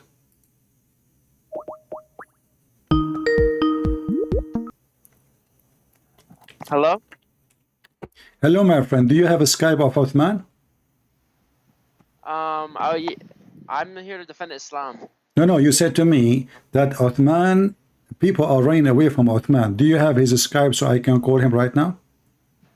No, my little son. Why you don't have a Skype of Uthman? He don't give it to you? Uthman? Why? No, I saw Sam Shimon run from Uthman. Oh, I don't know. I don't know about Sam Shamoun, but you see who is the one running away right now? Why you don't call Uthman? Why you don't call Uthman right away? Why don't you debate me? Why don't you debate me? Okay, but you are the one who said to me, Uthman. It's you who said to me in the text, Uthman is the hero. If Uthman is your hero, I can crush him between my two fingers. That's mean you are nobody. So Go fly out to California. Huh? Fly to California.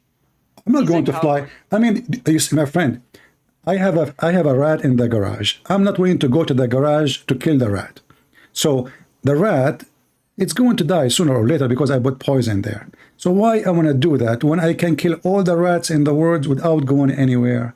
So Wallahi, bro, you've never defeated anyone in a debate. okay, hold on. Let me ask you. You see, in the front, okay, hold on. In the front of us, we have a video about a person asking a sheikh about refuting the Christians. The Christian make fun of the Muslims, saying Allah have legs, He have hands, He have etc. How you can refute the Christian when they say to you, Allah have body? It's metaphorical. You have to go to the original Arabic. Do you speak Arabic? Yes. Okay, where it says metaphorical, which book we can see that Allah have hands, it's metaphorical. I don't know which hadith or which surah. So how you are answering without knowing what is the question? You don't even know what it is. I've heard this argument before. Okay, so you heard argument. Okay, who is the one who said to you, okay, let me ask you, did Uthman, your hero, say that Allah hands are metaphorical, or he said they are real? I don't know, but Zakir Naik said that this is metaphorical. What if I show you a video from Zakir Naik saying this is not metaphorical? Why you are lying? Show me it. I'll admit if I'm wrong, but okay, no, you will not admit. You admit you are a liar, because you said that you saw a video from Zakir Naik saying it's metaphorical. Okay, can you give me the video title of Zakir Naik saying that, and I will find the video of Zakir Naik saying the opposite, because if this is true, that means Zakir Naik refuting Zakir Naik, correct? Yeah. Okay, give me the title of Zakir Naik saying that this is metaphorical, and I will find the video of Zakir Naik saying no, this is not metaphorical. Okay, I have the video. All right, give me the title, please. Send you it. Here, I sent you the link. No, I don't open links. Just give me the title is "What does it mean Allah have hands?" Question mark. Okay. All right. So this is the video you are talking about. Look at the screen, right? Yeah. All right. What does it mean Allah has hands? Correct. 7 years ago, have 5.4 view. Correct. Yes. And this is a video 13 years ago. Correct. No, 7 years ago. No, I mean, there's other video of him posted. They are the same age, actually, but this is the age of the video. But anyway, this is the video you are mentioning. Let us see what it says. Remember, you are saying this metaphorical, right? So we should hear that. Yes. All right, go ahead. I will play the video. Maybe you will not be able to hear it, but give me, when I'm done playing, it's just 2 minutes. We will play it, and I will be back to you. Dr. Brother Zakir Naik, my question is regarding the form of Allah. Surah number 39, Zumar, verse 67. The translation says that, and on the day of resurrection, the whole of the earth will be grasped by His hand, and the heavens will be rolled up in His right hand. There is also an hadith in support of this, Sahih al-Bukhari, volume 6, hadith number 336. Can we just imagine some form of Allah? The sister asked a question in Surah Al-Zumur. It says, she's correct, Quran does say that on the day of judgment, resurrection, Allah subhanahu wa ta'ala will hold all the creation, and various verses in the Quran, etc. But if you heard my talk, sister, I gave you the key word. The key to this concept is Surah Ash-Shura, chapter 42, verse number 11, which says, Laisa kamithlihi shay. There is nothing whatever like Him. So if Quran says Allah has hands, people ask me that if Quran says Allah holds the sky, what do you mean He holds like that? If I say I am holding my family together, do you mean to the 24 hours I am with my wife and my child? I'm not holding my wife and child always, yet I'm holding them, but I'm not holding them like that. These are words used. And whenever, as I said, if Quran says Allah sees and hears, that means Allah is here like us. He hears. How He hears? Allahu Alam. Allah knows. He has a hand, but not like yours and mine. Did you hear it? He has a hand. They are not metaphorical. In the minute 138, 1 minute 30 seconds, he said, Allah has a hand, but is it like our hand? No. Exactly. Okay, No one is like but you said it's metaphorical. You said it's metaphorical. No, it's not metaphorical. It is not metaphorical. Allah has hands. Allah have a face. Listen, listen. Here we go. I will play for you the other sheikh too. And actually, I will play for you Zakir Naik himself, saying clearly that yes, he have hands. More clear. Go ahead, listen. And there is a saying that on the last day, on the day of Qiyamah, everybody will witness seeing Allah. So how do we refute that allegation? People say that the Quran itself gives a form to Allah subhanahu wa ta'ala. The brother asked the question that how do you refute the anthropomorphism philosophy, which Islam doesn't believe in, but how does Islam talk about Allah has got hands and the day of judgment you see Allah? Basically, understand what is the meaning of anthropomorphism. Anthropomorphism means Almighty God himself coming in different forms and taking those forms that you know about. So for example, for a human being will think about a human being. An animal will think about an animal. So for the animal, it's an animal, but because he is God coming in the form of an animal for an animal, even the human being should respect that animal God. So that's how we have gods in all types of forms. What you can imagine, what you can think. So therefore we say that Islam doesn't believe in anthropomorphism. The basic philosophy of the anthropomorphism, it is that Almighty God is so superior, He's so holy. He is superior, he is so holy, but he have hands, he have a leg. Let us go, to make it short, this video is long. Here we go. This is your sheikh. I will play the video too. You can watch it from your side. It says, how to refute deviant people who co-accuse us of giving Allah a figure of hands and legs, etc. And now he will say to you, you can listen to the video on my YouTube. Yes, Allah Allah have hands, so what? I never wrote it down and I never... Wait, no, you can, it's not up to you. It's not up to you to explain it. It's not up to you. It's not up to you. Okay, listen. Listen. Do you know a guy, his name is Farid? No. You never heard of Farid? No. Okay, Farid is a friend of Mimi Hijab. He have a video of himself saying, yes, Allah has hands. Mimi Hijab himself said yes. Lili Dawah said yes. Uthman said yes. You say no. Look here, you Muslims have different God. You have a different God. Listen. Listen to the video here. Listen to the video. Listen to me in YouTube. This is your sheikh, and he is a Muslim Sunni from Saudi Arabia saying yes. Don't tell me no. Who care about your no? This is your sheikh. You're a kid. Nobody count on you. You don't even know how to read your Quran. Who care what you say?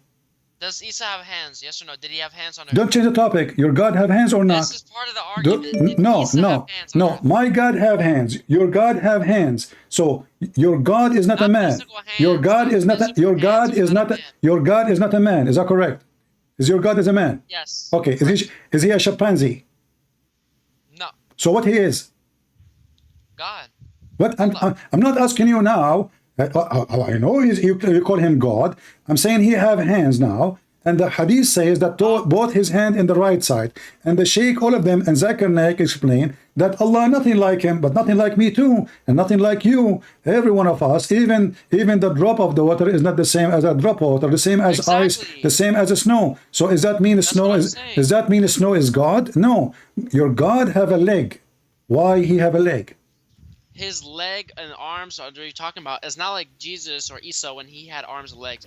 This is in heaven. This is the heavenly realm. It's different. So so your God Allah have a heavenly legs. Right, exactly. What does that mean? Man can't comprehend this. Man can't comprehend that. So I cannot comprehend the leg of Allah, but why Allah call it leg if we cannot comprehend it? If it is something else, then he should not call it leg. If it's something else, you should not call it hands. It's like one. It's like one for exactly. Thank you very much. So now he is saying, guys, that the hand of Allah, like our hands, it's like one. Okay, that means it's like our hand. You just said that. In the beginning, you said to me it's a metaphorical, and now you are saying to me, no, it's not metaphorical. It's like our hands. So it is metaphorical because it's not one-to-one. What do you mean not to one-to-one? No, metaphorical mean it's not physical. When you say not metaphorical, it means it's not exist as something physical. But now you confirm that Allah have a physical form and a physical hand and a physical body. Well, Zakir Naik confirmed that. He said his hand. He said no. He said he has hands, but not like us. Exactly. Okay, but they are hands. So he have hands. He have hands.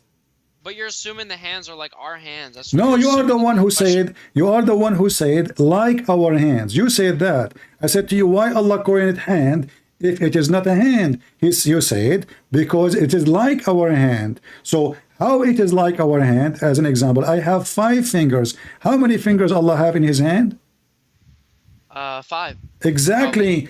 That's amazing. So now my hand is the same as the hand of Allah. Now the question to you, why Allah have hands?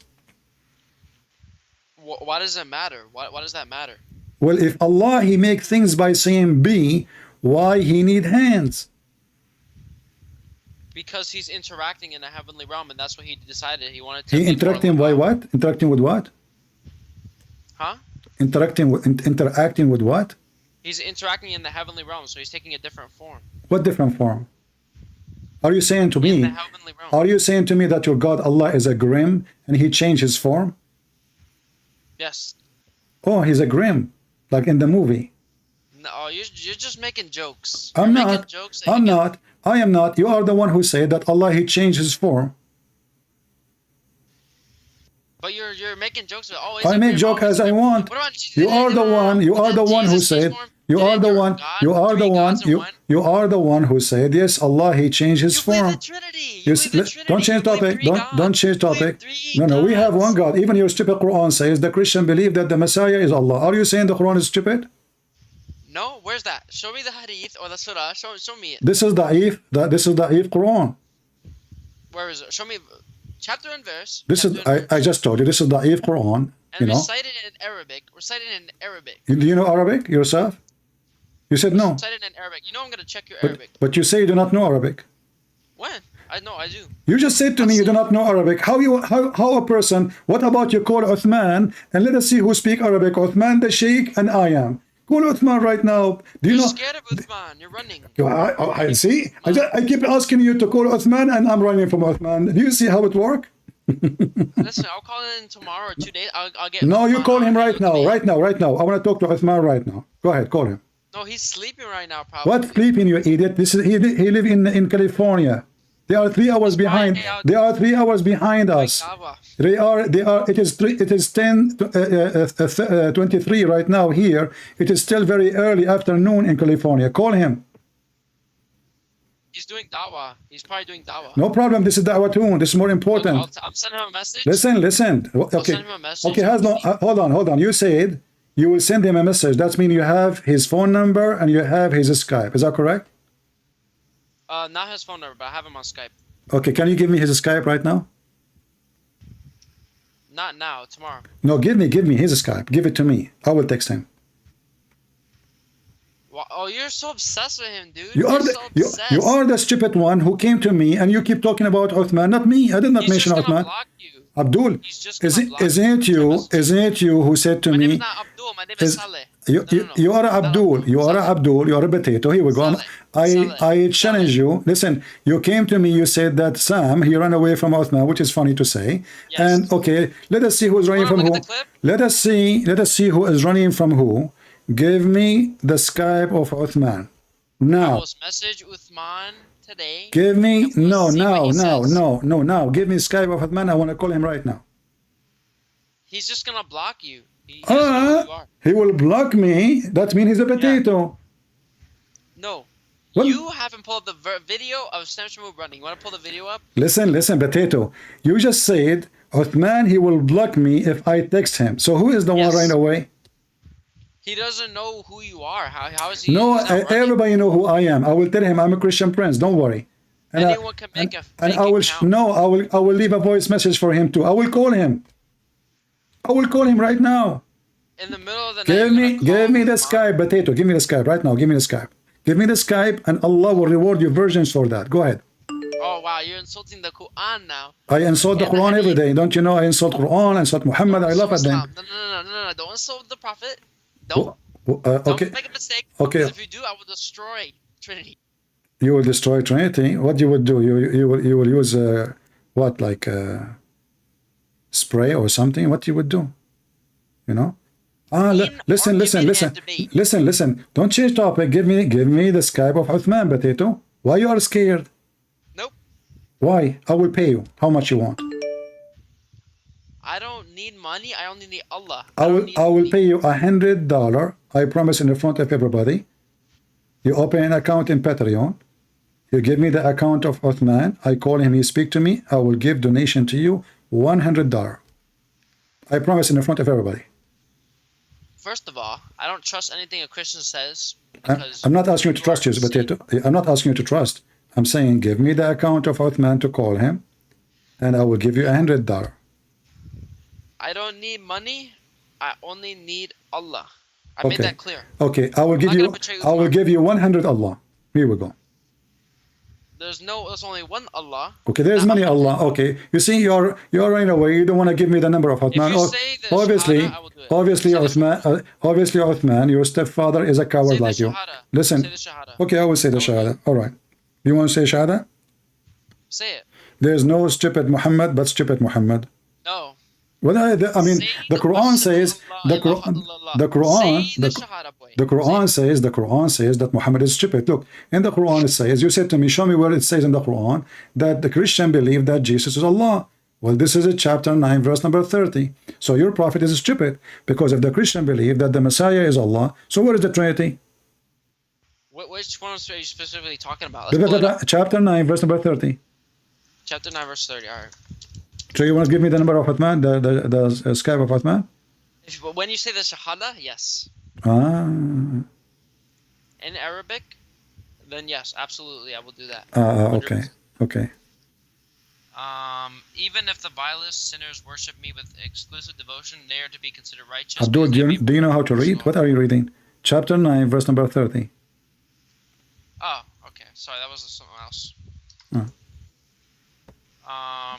The Christians say the Messiah is the son of Allah. Right? Okay. So here it says the Messiah is the son of Allah, correct? The Messiah is the son of Allah. Okay. Yeah, it says the Christians say that. Okay. But do the Messiah say, the Christian, they say the Messiah is Allah?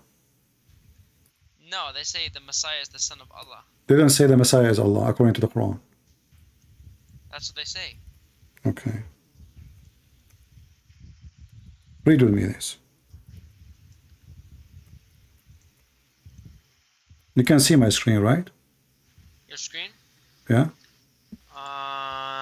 Yes, I can see it. All right. Chapter 5, verse number 17, it says, indeed disbelieve those who say that Allah is the Messiah. Hold up. Your stream is delayed, so it's not showing up.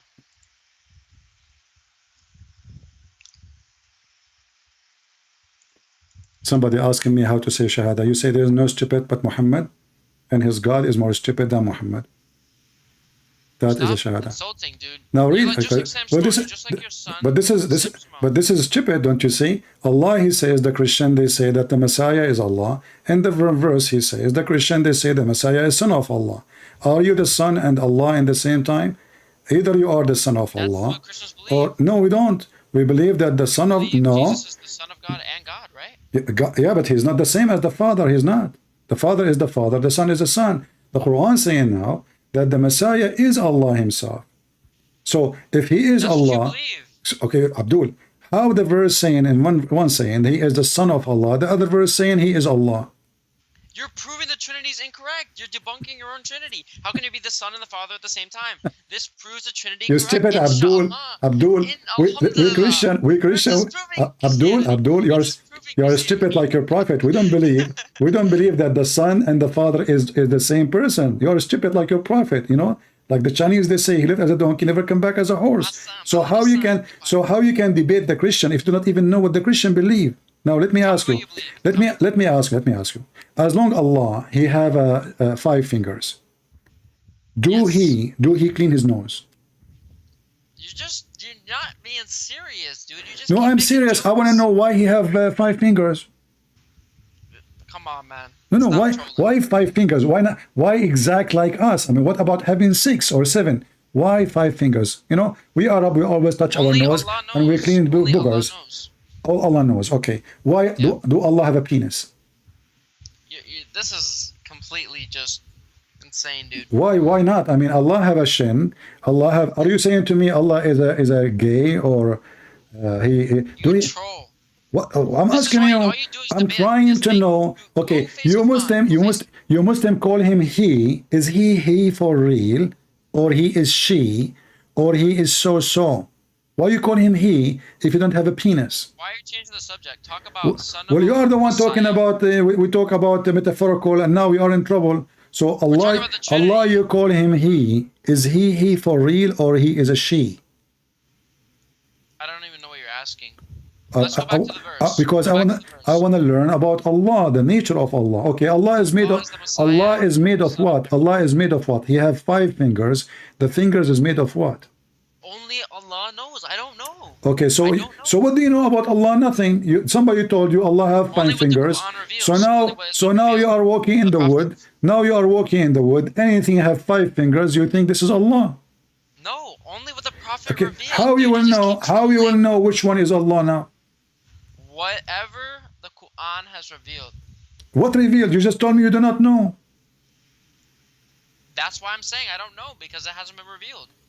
So now what you know, that he have a shin and he have 5 fingers and he have a foot.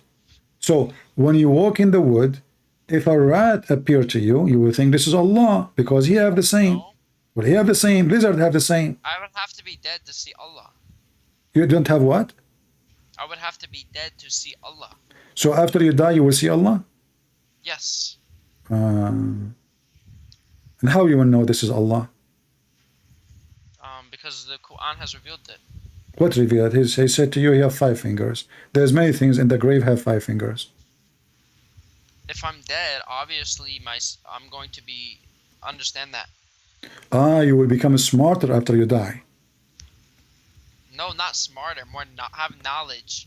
This is what I'm saying. Smarter, have knowledge. So Allah will give you knowledge after you die? Yes. He will open school. Dude, what? What? You are telling me he will give you knowledge? Are you going to receive Quran after you die? There's no school, dude. What do you mean? Why not? Allah always opens school. Isn't it Allah who opened a school of Harry Potter before? I don't know, man. What do you know? What do you know? Did Allah open a school? Did Allah open a school of Harry Potter? Yes or no? No. Can we go back to the verse? So why Allah, he said in the Quran that he sent 2 angels in the Tower of the Babylon to open a school of Harry Potter? What are you talking about? In the Quran. You said to me. Let's go to the surah. Let's go back to the surah and talk about we are in the surah. We are in the surah. Allah, he opened a school of Harry Potter, Harut and Marut, and subhanallah, look, Harry Potter and Harut. Look, did you notice? There is a lot of similarity in the name. Harry Potter and Harut. You know? I don't think this was a coincidence. Like it must be a miracle. What is this, bro? What is this? What? Okay, just give me Skype of Uthman. I will continue with you. Otherwise, I will block you. Why did Sam Shimon beat his wife? Do you know? He beat his wife? Yeah. Why Prophet Muhammad did beat his wife? Michelle was beaten on the court records. According to court records, he was beaten. Just stupid. Trash like your prophet. Bully. The nation of bully. The nation of bully. Let us see other Muslim.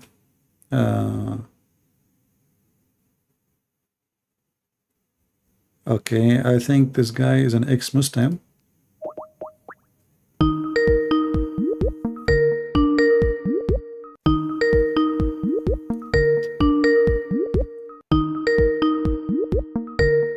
Let us mute the microphone speaker so you guys don't bother with the ring. Hello? Shalom, brother. Shalom. Shalom, shalom. What's up, my brother? Your camera is open, in case you do not know. Oh, hold on. Okay, my fault. Right. That was me that coward was making fun of about my testimony. You are the one who says you saw the light and you became. So you used to be a Muslim and you became a Christian. Yes, yes. All right. So, well, if you want to open your camera, it's up to you. I mean, I just For me, I don't mind, but just in case you're not, I see you already. You are posting your videos in YouTube, so you don't, you know, it doesn't matter really. Yeah, I don't care. It's all for His glory. I'm not scared of nobody. If I have God with me, I mean to that. So your name is Amir, correct? Yes, sir. All right, my friend. Go ahead and tell the people about what happened to you.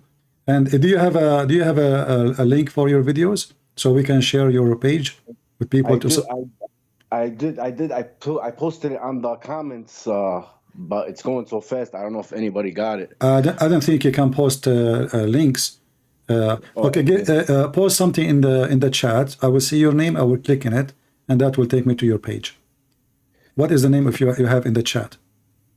It's under Christ is Enough Ministries. That's who the channel is under. Christ is Enough Ministry. Pastor Hassan, he put it on his channel. No, I'm talking about my channel.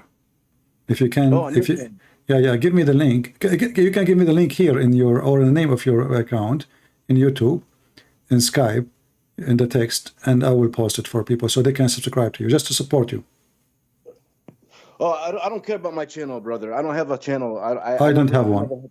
Okay. Yeah, I don't have one like that. No, brother. All right. Okay, go ahead. What happened to you, Amir? Man, it's a long story, but it happened ever since I was a kid. Because my whole testimony is not on that video. It's on another video on YouTube. But so it happened when I was 12 years old. That's when it started. When I was 12 years old, me and my brother, we used to share a bedroom together.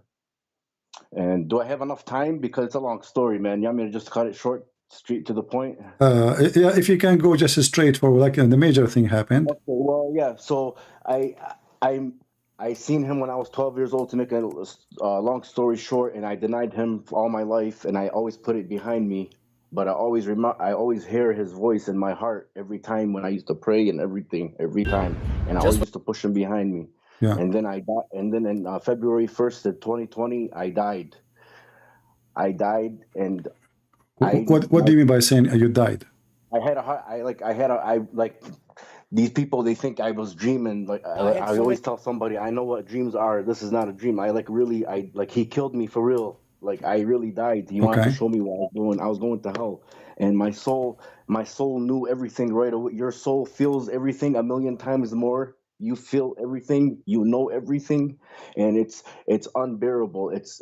I was falling in a black pit, falling fast, and then like how it says on there, I screamed that right away. That's the first thing I did was scream the Shahada, and I screamed Allahu Akbar like 8 times, and that's what trips me out. These guys say that I seen the devil. Well, the devil wasn't scared of Allah's name. I said it 8 times. I screamed Jesus 1 time, and I came back to life. He gave me another chance. You know what I mean? Let me do that. I was falling, and I screamed the Shahada. And then when I screamed Allahu Akbar 8 times, and then my soul told me that it's a lie. They lied to you. It's not true, and I'm going to hell for eternity. And right when I felt the separation, the hopelessness is unbearable. Like every time I tell it, I want to cry. The feeling of hopelessness is unbelievable compared to, from the hopelessness you feel on earth is nothing compared to what you're gonna feel when you know that you don't have God no more. And then there was this white light flying around me so fast, and I knew it was my guardian angel. And this guardian angel's voice was the most scariest and the most beautiful voice in one. That's the only way I can explain to everybody. This voice is so piercing. I will never forget this angel's voice in my life. It's so piercing. It won't leave me. Every single day I think about this voice, and it started screaming at me, and it was telling me, Amir. It was going from one ear to the other. Amir, please, you have to listen to me. And this angel was so desperate for me. It was so desperate. It said, please, you have to listen. He can still hear you. He's the only one that can save you. You have to tell him before your soul leaves your body. You have to tell Jesus to save you before your soul leaves your body. Hurry, do it now. Hurry, hurry. And it was and then when I was looking down, and it was another pit. And right before I hit that pit, and I was like, well, while I was falling, I still couldn't believe it. You know what I'm saying? I still couldn't believe it.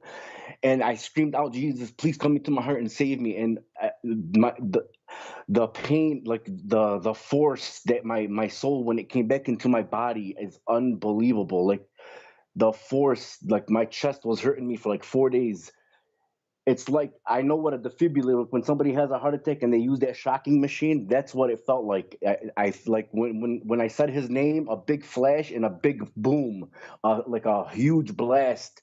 That's what I heard, and then I came back to life, and I couldn't believe it. I was sweating like crazy. My wife was gonna call 911, and I knew I had a heart attack or something. I knew something happened to me. And even at that time, even that moment, I said, there's no way this can happen. There's no way. There's no way.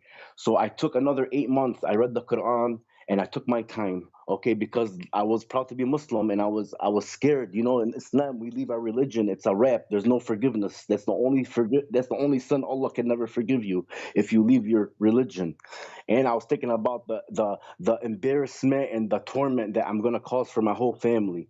Even my wife is still Muslim, and my kids are still Muslim. And you know, I'm trying hard to get them to believe, but once you're programmed in that system, it's so hard, because Islam is all fear.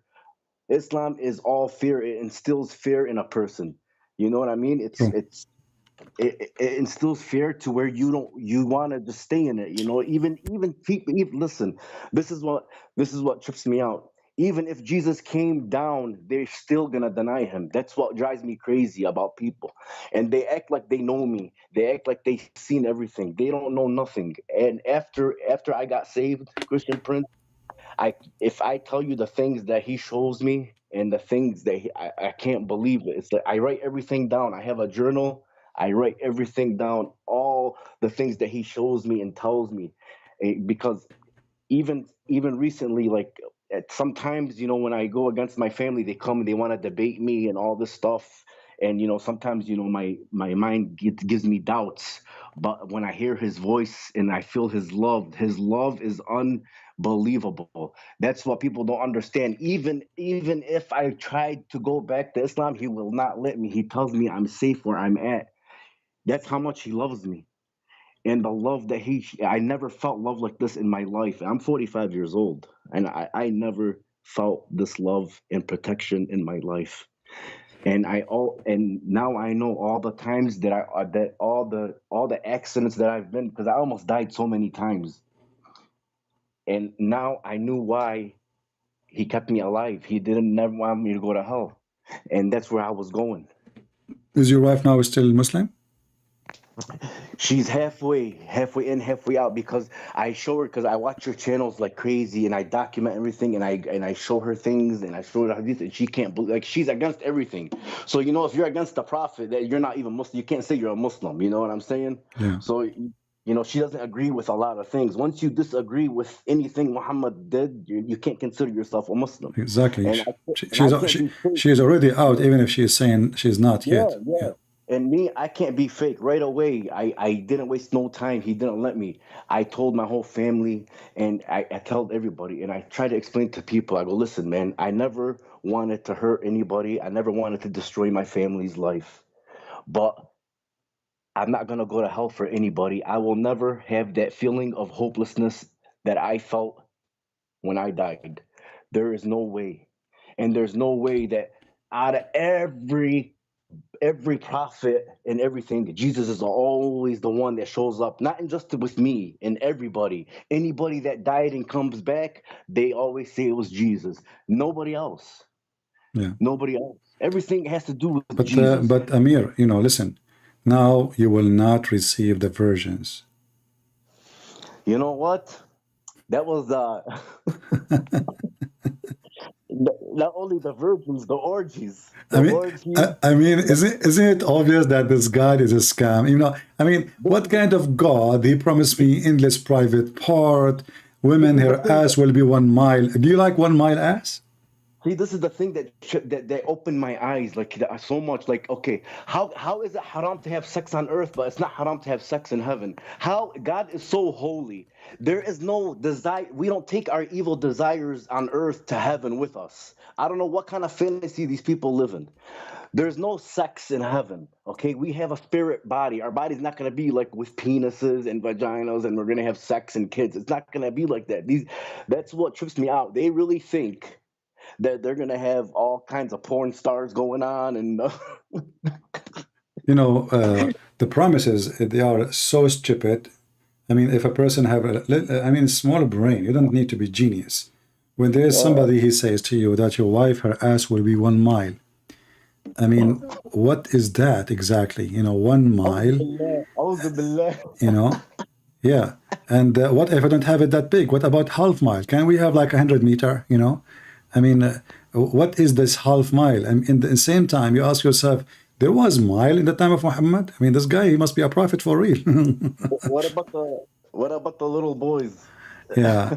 Well, all the religion, but I advise you actually to open your YouTube channel so you can, you can help the Muslim themselves. As you know, we don't hate Muslims, and you yourself, not long ago, you used to be a Muslim yourself, right? So we don't hate the Muslims, and I believe that you have a duty yourself to help the Muslim to see the truth and to leave Islam. So I advise you, I encourage you to open your channel in YouTube, and I will share it with people here so we can get you people to support you and subscribe. Thank you, brother. Thank you. I did make one, but I didn't make no videos. It's I am Jesus proof. You should. Trust me, you should. So you can be an active and don't, because if we don't share what happened with us, I mean, I appreciate already your sharing, but it's better if you have your own channel and you make like once a while. You don't have to make a video every day, but if you ask me, I will make a video every day. Why not? I mean, don't the Lord deserve our time? He deserves, right? So there's no better time than the time we spend preaching his gospel, bringing people to him. So make videos every day, maybe 15 minutes. I understand you have a family. You need to take care of them. 15 minutes every day. Speak about why you believe in Christianity, why Islam, what's wrong with Islam, etc. Every day, few thought here and there, and that will help many to leave Islam and to listen to you and to come to Christ. And that will be blessing for you now and in the future. Amen, my brother. All right, my friend. Thank you very much for calling. I love you, Christian friends. I appreciate everything you do for our Lord. I appreciate you. God bless you. Thank you. God bless everybody. Take care. Thank you so much. Take care. Bye-bye. Thank you. Bye.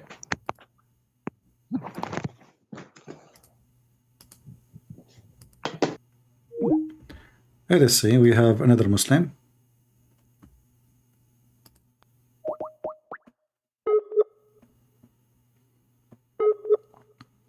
Let us call. Maybe he is not online. The Muslim, they call when I am talking. The second I stop talking, they are not here. Let us see another Abdul.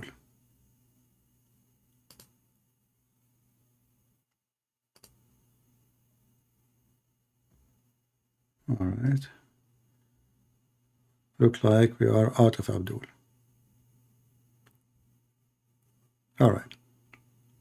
And as you see, the Muhammadan, they claim that people run away from Uthman. Uthman is just a kid. He don't even know how to read his prophet name. And this is why actually this coward, he will never get close to somebody speak Arabic. Never. Because that is dangerous. Very dangerous. Even the Muslims themselves are making fun of him, claiming to be somebody who knows the Quran.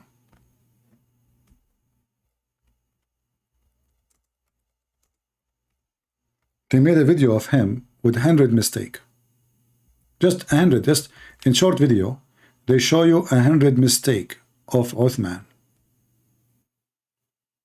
100 mistakes, not, not 1, 10. And this guy, he claimed to be a sheikh. He add words to the Quran. This is a channel run by Muslims, have nothing to do with me. It's Islam Production. Salafi Uthman ibn Farouq. What a joke.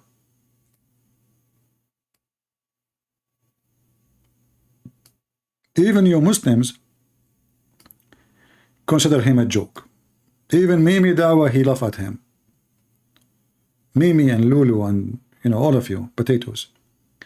So those people will never get close to me because they knew their size. They can get away with someone like God Logic, you know, he don't speak Arabic, and you know, like people who have, they are learning, you know, slowly about Islam, but to get close to Christian Prince, you will notice all of them, they will stay away. They will make any excuse. All of them, they're challenging me to debate them. We will fly all the way to you. We will come all the way there. It's talk. You do not need to fly anywhere. Give me your Skype, and I will call you right now. Nobody need to fly anywhere. Save your money and donate it to the orphan. The money you want to spend to fly to me and the money I want to spend to fly to you, it's a waste of money. Here, give me your Skype. We can show reference on the screen. We can read together. Nobody is shouting and nobody, you know, nobody is standing. Nobody. You drink your coffee in your table. I'm drinking my tea here, and everybody having good time. You don't dare, and this is why people laugh at you. Do we have any Muhammadan? And the Abdul who was talking about somebody beating his wife, you stupid idiot, your dad, he beat your wife. Isn't it the Quran says you can beat your wife? So if somebody he beat his wife, that means he is following the Quran. Isn't it in the Quran? Even your prophet, he says, no man will be questioned why he did beat his wife. So how a Muslim being hypocrite? In one hand, he's accusing somebody of beating his wife, and in the same hand, they say to you, it's okay to beat your wife. So is it bad or good? What do you expect from the bully religion? They could not debate you, they bully you. Do we have any Muhammadan? Do life with good God Logic? You know, actually I supported him in the beginning, but then I get upset from him. One day he was speaking to Uthman, and I was in the chat in his program. I came to support him, and I told him, let me talk. I want to call you in Skype. Let me talk to him. He refused to answer, and since then I got upset. I don't even go to his channel no more. I was really upset because this potato, he kept running away from me, and he is there. All what you need to say, hey, listen, Christian Prince is challenging you right now. Put me in the speaker. He did not do it, and I got really upset from him because it doesn't take him much to put me in the speaker, correct? And you will see, and everybody will see how in a second the one who claimed to be a lion will turn to be into a cat.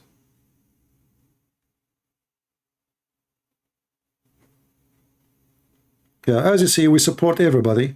Don't you see me always I say go and subscribe to this guy, go support this guy. I did the same to him, I did to everybody, and I'm not asking for return. I do not need it. I'm the last one to need that. But at least I say to you, let me talk to this potato. Then let me talk, but you will lose. You are standing in front of him. Put me in the speaker. Imagine if he did that. Sheikh Uthman will turn like a cat. Is he going to dare to debate me? No, he will run away.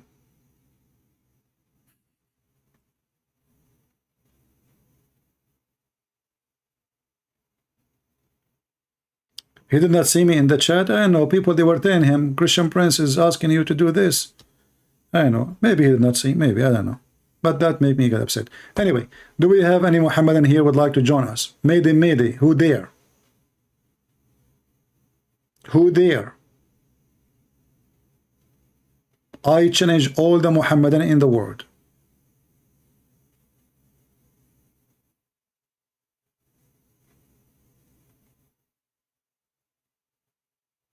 All of you are terrified. And the ones who claim to be your big, they are so small. I mean, if I play the video of this guy, people would die laughing. Literally. Especially if you speak Arabic. And you know, the problem is, this guy, he claimed to be a sheikh, And to be a sheikh in Islam, you have to know Arabic very well. Like, you know, I make mistakes, a lot of mistakes in English, but English is not really a language for me. I'm not claiming to be Shakespeare, and it doesn't matter really how good my English is. But you are a sheikh. It's like somebody claiming to be like a monk in a Latin monastery, but you don't know Latin, and he cannot read the gospel in Latin. And all the monks around him, 100%, they have to know Latin, but he claimed to be a monk, one of them. This guy, he add words and verses to the Quran. He changed the Quran. يا أيها الناس ما غرك بربك الكريم الذي. Look, in the video here, they are showing you the mistakes underneath. When you play the video, they are showing you how many stupid mistakes he's doing. So they are writing them for you. الذي خلقك وسواك وعدلك. So he changed 3 words in one sentence. He changed 3 words in one sentence in the Quran. يا أيها الناس ما غرك بربك الكريم الذي خلقك وسواك وعدلك. And getting up from it. يعني يرفعهما إلى خذ منكبيه أو إلى فرغ أذنيه أو فروع كفعله عند تكبيرة الإحرام. فروع أذنيه.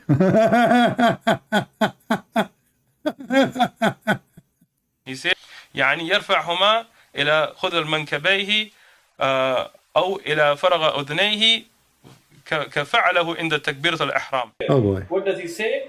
He says صح أن الودع هو سنة دون الإرسال ثبت أن المحله الصدر لا غير. صح أن الودع هو سنة دون الإرسال ثبت أن المحله الصدر لا غير. Said that many Imam and ulama of the past, for example, Imam al-Nawawi or Ibn Hajar, they made mistakes in tawilat. And if we mention their names, he's even saying that the biggest scholars of Islam, they make mistakes, and he is the one who's going to correct them.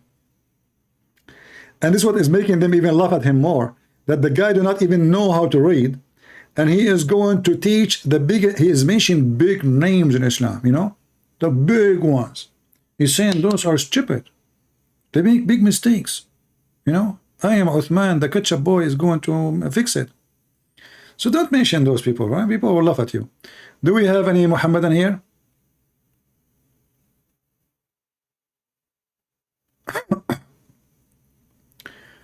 Any brave Muhammadan beside the ketchup boy who don't dare?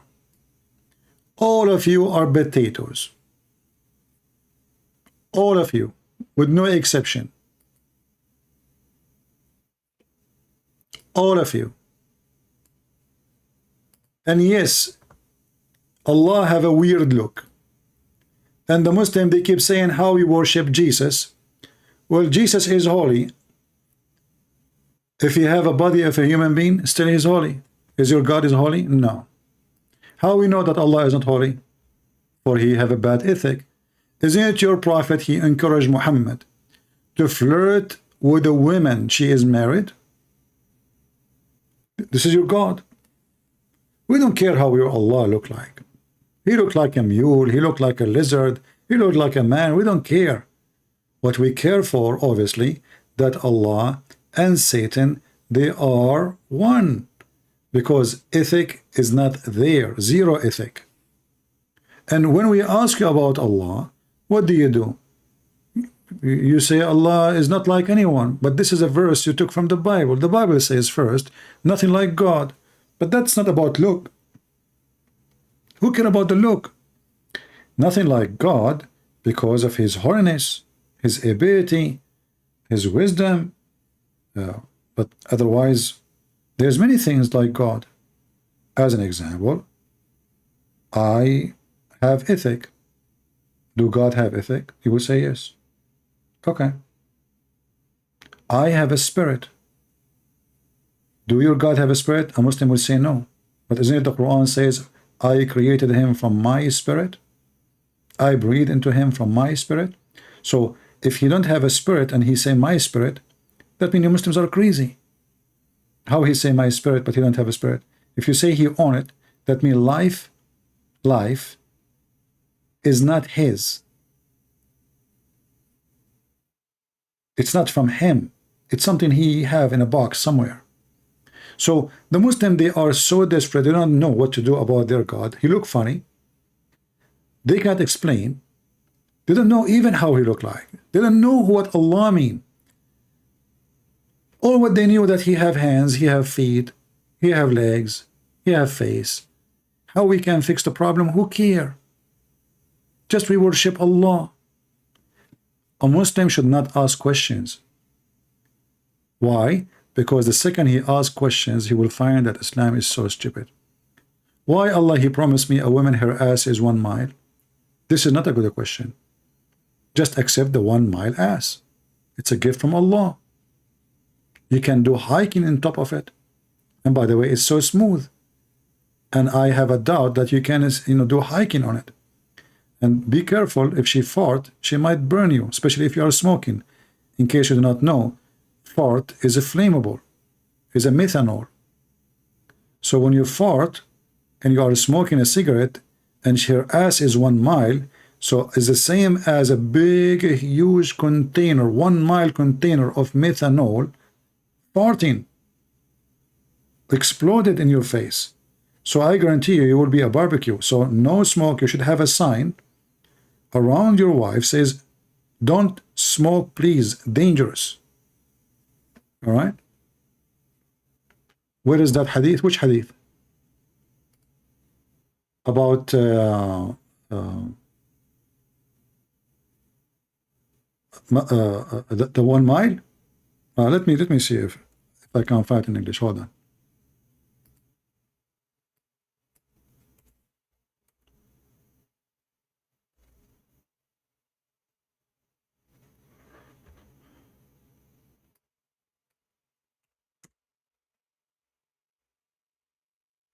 I don't know if I can find it in English. I could not. Let us see if we can find it in other one.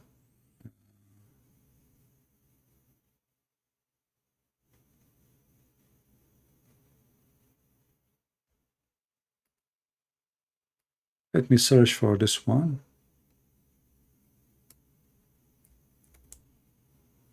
I will search for other one. See? No. Okay, let's see then.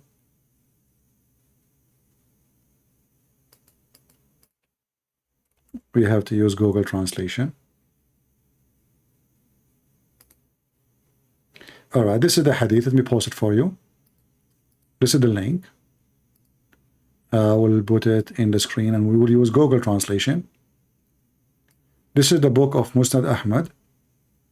And this is the link. You have to open it in Google browser. Just take a note. And then you have to use Google Translation. This is Hasan Hadith, which means it's good. It is good. So this is Musnad Ahmad Ibn Hanbal, volume number 2, page number 537. Hadith number 10549. And I will translate the hadith. It says the lowest reward for a Muslim, this is the bad Muslim, he will have 300 slaves and they will serve him every day 300 dishes, and I think they are from gold, he said, and every dish have different, or tray have different kind of food. All of it from the beginning to the end is so tasty. And then he says to his Lord, Lord, this is too much. I can feed all the people of heaven with this. And I can give them a drink from it. And still I will have more, which means it's so much. And then he will have 72 of the virgins. Each one of them, her ass will have 1 mile in the ground. Let us use Google Translation.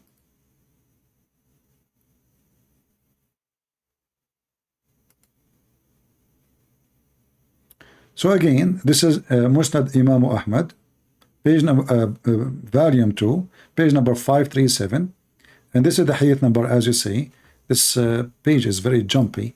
So let us see here. Yeah. So here, you see the translation is not coming too much accurate. It says each one of those versions is going to take her seat as far as a mile on the ground. So her ass, مقعدها مقعد المرأة, it's her ass. So her seat will take 1 mile in the ground, which is very lovely. I mean, we men, we love them, man, for that piece. Man, and now Allah, finally, He gave you the biggest screen TV ever. This is not 50-inch. This is not 65-inch. This is 1 mile by 1 mile ass. I mean, how many inches that? Somebody can convert? Somebody is good in mathematics? Convert to me 1 mile inch square. How beautiful. Thank you, Allah. Thank you. And now, guess what? You do not need security. I mean, even if an army come to you, you can ask your wife to bend over. You put a candle in the front of her ass, and she fart at the enemy. No, like this is the napalm weapon, you know, like the flammable weapon, and you burn them all the enemy. Or in the best scenario, if you have like 100 men coming to kill you, all what your wife need to do, she's set on them. They will be mashed potato. All right. So yeah, it's 1.3 kilometer square ass. So beautiful. And there is a hole in the middle. And by the way, the hole, you can practice to do many things because this hole is going to be big. I mean, the hole have to be fit with the ass, all right? So there is many use for those holes. I mean, I don't know. You can practice basketball. You can use it like for soccer, you know, football. Like, can you put this football there, you know, in that hole? You know, go, like, you know. So there's a lot of fun waiting for you. 300 slaves, you know. This is 36,360 inches only. Okay, so it is 36,000 square inch. All right, that's nice. That's actually, I'm very disappointed, by the way. I mean, it should be bigger. If you ask me, I mean, why Allah is so cheap? Only 1 mile. Okay, make it 2 miles. I mean, you are making it bigger and bigger. The only concern, like, is she going to wear panties? Where are you going to get the panty for this ass? And then here it says, the translation is not accurate. It says everyone will have a 300 servant, and they will serve trays. You see, the translation is horrible. And those trays are like made from gold and etc.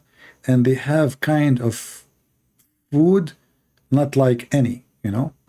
Yeah, very beautiful.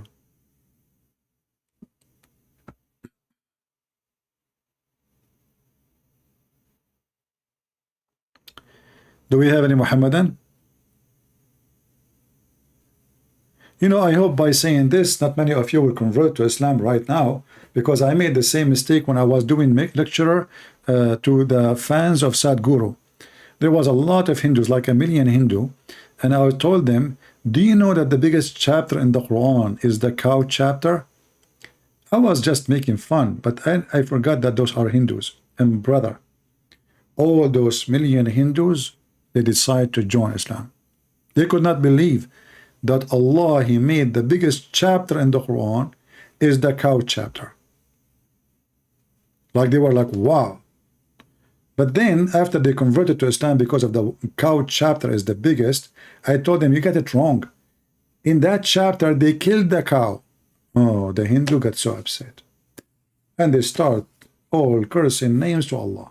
In the beginning, they like him because he made the chapter called the cow. But then when they heard that Allah, He ordered them to kill the cow, they got so upset and they left Islam. True story, by the way. This is a true story. I have like no witnesses for it, you know. I mean, Muhammad have no witnesses. And this is what make me, you know, sound truthful in this story. I mean, Muhammad, he saw all what he saw nothing. Like, he saw who? Did not even see his God.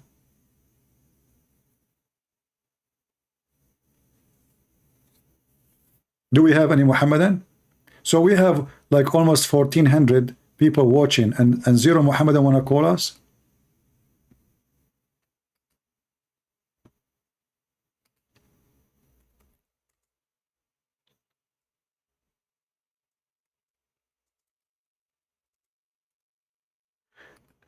Any Muhammadan?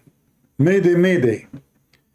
Listen, call me and get the 70 slaves who will go naked around you, and then women who they are so beautiful to the point their ass is one beautiful mile. I mean, this is a lot of touching. Accused, if you start touching such an ass today, when you are going to finish touching it? I'm not being, please don't take me wrong, not in a sexual way. Like massage. You want to do a massage to your wife, massage, brother. And your wife, she have 1 mile ass, and she said to you, honey, can you do massage there? How long is going to take you, Abdul, to massage her ass? She will not even feel your hands. How big your hands will be? And how big your... I mean, if the ass is 1 mile, how big her private part? What do you think? It's like a half mile? There's a zipper or anything? Or it's just open there, there's no door. But anyway, in the heaven of Allah, there's no mosquitoes, so, there's no worry. Nothing will get in. Leave it open. No mosquitoes, no cockroaches, nothing. No mice, because such a big vagina and big ass, the first concern, like dogs, cats, rats, beasts, hyena, wolves, they can make a cave. It's a cave. It's a huge cave, big one compared to the size. I mean, if the ass is 1 mile, how big the vagina is? So imagine like the two hyena, they said, hey brother, where do you want to stay tonight? Let us go to this vagina there. It's dark and stinky. And this is how we know that Muhammad must be a true prophet. And then the Abdul in his page is bullying the Christians. I mean, look what they believe in. And by the way, the Muhammadan, they claim that the Quran is the book of Allah. And what the Quran is doing, Allah is quoting the ants. Look at the book of Allah. Allah is making Quran, or the ant making Quran? The ant, she said, hey, Allah, are you working as a journalist today? Allah is telling us what the ant, she said. I mean, look how serious the story. Allah, he said to himself today, I'm going to tell the Christians, the Jews, the Hindus, everybody in the world, things they do not know about the animal kingdoms. What is that? Brother, there is a place where gold and silver they grow. And Allah guarded with ants. And that place is called the Valley of the Ants. And then Allah, he spent his time into reviewing the ant. Look, the Muslims, they say, who can make Quran like Allah? But Allah is not talking there. It is Sulaiman, the ant, she said. Sulaiman said to the ant, she answered Sulaiman. The Sulaiman, he asked where is the chicken. The chicken answered Sulaiman. Sulaiman, he asked with the genie answered Sulaiman. So what Allah become in the Quran? A fairy tale storyteller.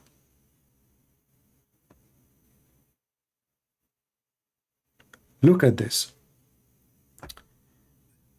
And before Sulaiman were marched his host of jinn and men and birds. Isn't it beautiful to have an army of birds? Isn't this the same we saw in Harry Potter, and the trees moving, the army, I mean, those all, the elephant came, birds, chicken, eagles, I mean, you name it, man. So Sulaiman have an army of birds, genie, and the human. If there is anything missing? What about lions and no? Not included. Weird. Very weird. I mean, why you want the birds, but you don't need the lions and elephants? And then when they arrived to the valley of the ants, one of the ants, she said, look at the details, brother. Look at the details. Do you see Allah? This is what is called journalism. The true journalism. One of the ants. You see the focus? Allah, he zoomed. Like there's a trillion ants in the earth. He zoom, zoom, zoom, zoom, zoom, chuk, chuk, chuk, chuk, chuk, chuk, zoom more, zoom, zoom, zoom. Allah have the best camera ever. He zoomed, and one of the ants, she said, what a lucky ant. Allah was listening to her. He was listening to the conversation between Mrs. Ant and Mr. Suleiman. How beautiful. Imagine yourself, you are a king, very powerful king, and you are driving the flying carpet. And when you are flying in the flying carpet, you heard one ant speaking about you negatively. Oh boy. I mean, I don't want to put myself in the shoes of Suleiman at that point. I would be so upset. I would be so angry. An ant speaking about me in a negative way? Fake news? I mean, you can do that about Trump, but you cannot do it about Suleiman. I cannot really believe how trashy this ant is. But brother, later, Suleiman, he discovered something. That the ant was wise. And he was stupid. In fact, according to the story, the ant, she won the argument.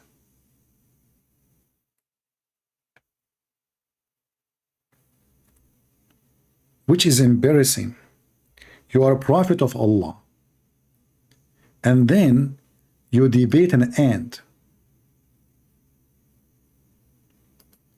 And then the ant is smarter than you.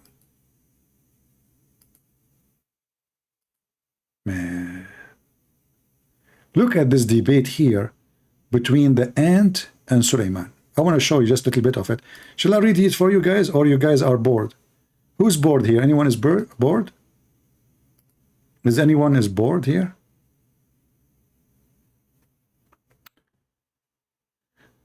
Ibn Balababaya, according to the look at what I like it about Muslim books is what they say here. What I don't like about Muslims in YouTube, they say it is fake, it is weak, they are liar. Here they say, according to reliable chain of narrators, you see, but in YouTube they say it is daif. Al-Waqidi is a liar, Al-Bukhari is a liar, Ibn Kathir is a liar, Al-Qurtubi is a liar. You go to their books, it says, according to reliable chain of narrators from the Imam as-Sadiq, that when the ant conversed with others, the wind took the conversation to Suleiman. Brother, how the Muslim, they knew that wind can carry voice. Science. Unbelievable. So Suleiman is flying in the flying carpet.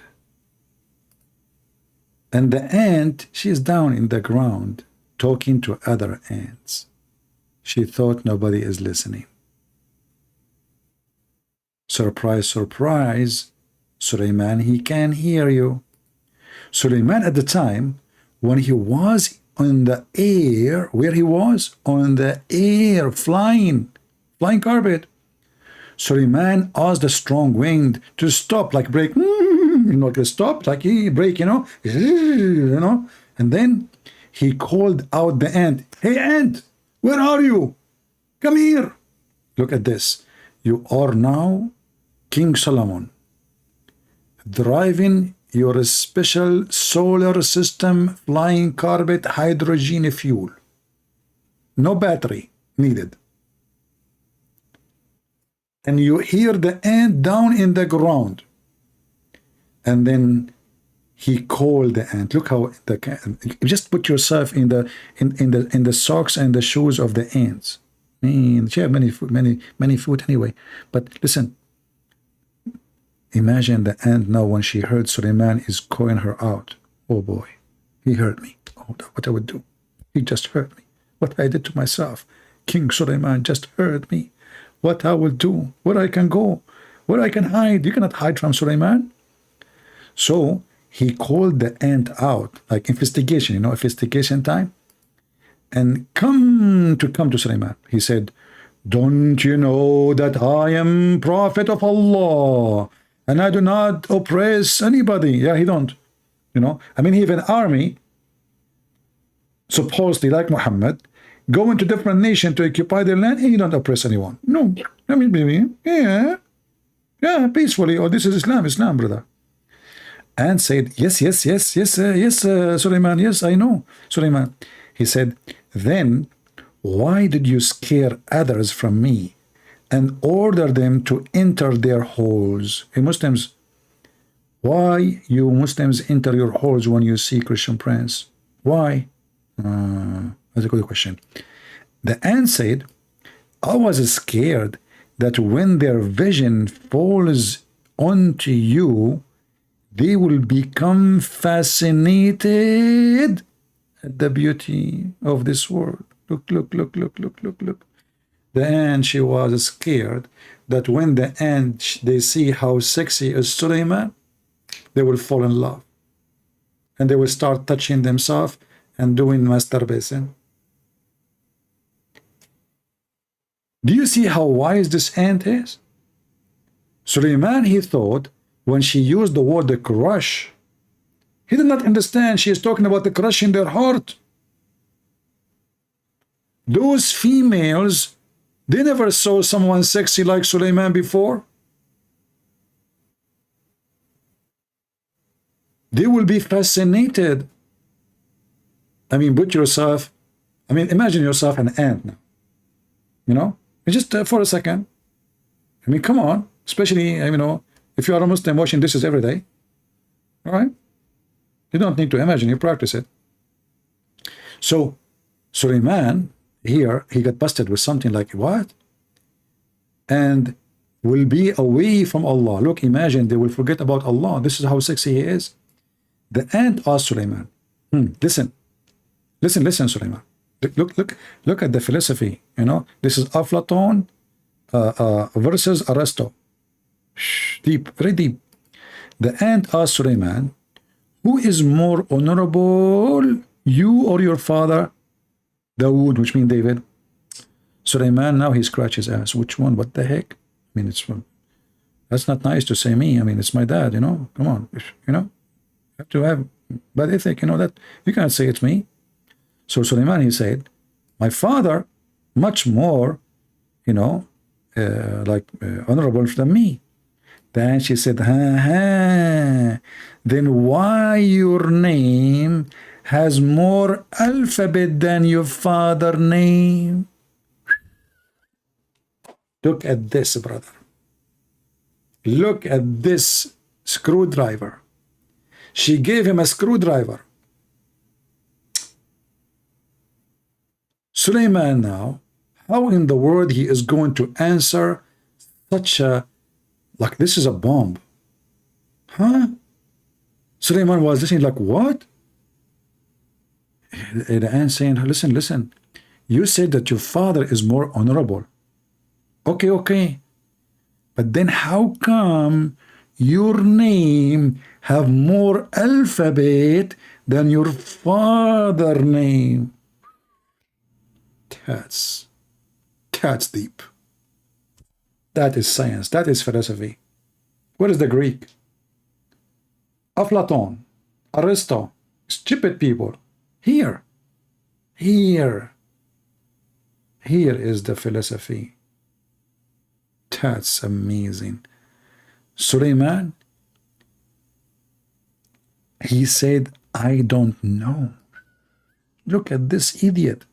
He lost the debate already. He said, I don't know. He's saying to the ant, I don't know. The ant, she knew more than Suleiman. And the Quran says, Allah, he taught Suleiman. Look like Allah, he taught the ant more.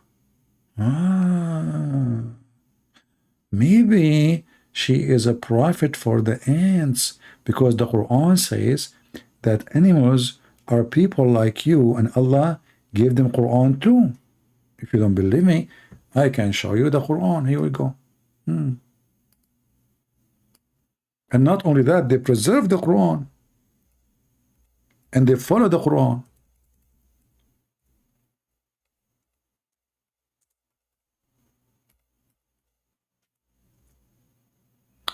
Chapter 6, verse number 38. By the way, chapter 6, the name of it is Al-An'am. An'am mean animals. Animals. There are not animals live in earth or that flies on its wings, but a community like you, nothing we have omitted from the book, and they all shall gather to their Lord. So the Muslims believe that animals are going to be judged by God in the day of judgment. Muhammad, he claimed, when there's two goats they're fighting, Allah will question them why they are fighting. Here you see that Muhammad is so confused. In one hand, he is a sad guru, hippie, with red dot in his head. And in the other hand, he want to kill everybody who don't agree with him. He want to rape all the women. He want to steal gold and silver. But here, animals are community like you. And they have a book. And they believe in Allah. And Allah will judge them in the judgment day. So beautiful. And now we understand why this ant is a Muslim ant. Are you with me? This ant is a Muslim ant, brother. She's a very Muslim, and most likely she is a prophet of Allah to the ants. This is why she even have knowledge more than Sulaiman himself. Sulaiman, he said, I do not know. The ant, she said, because your father did Trak al-awwala, and due to that, he had an injury in his heart. Look at this. He have a defect, not like you.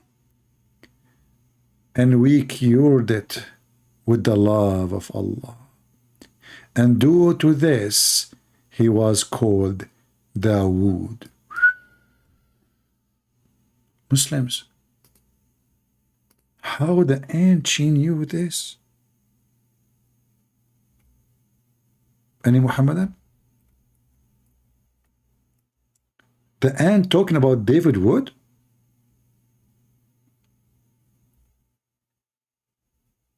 Is that about David Wood or somebody else?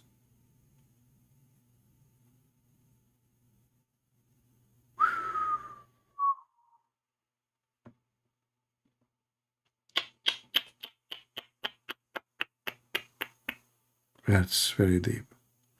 But you know, what I like about this story, you know, I don't have retirement. Like, I'm not like many of you have retirement when they will go and have a salary when they get older. So sometimes I'm worried about it. But now, I have a secret to support myself. It turned to be there's a place where gold grow. Let me show you.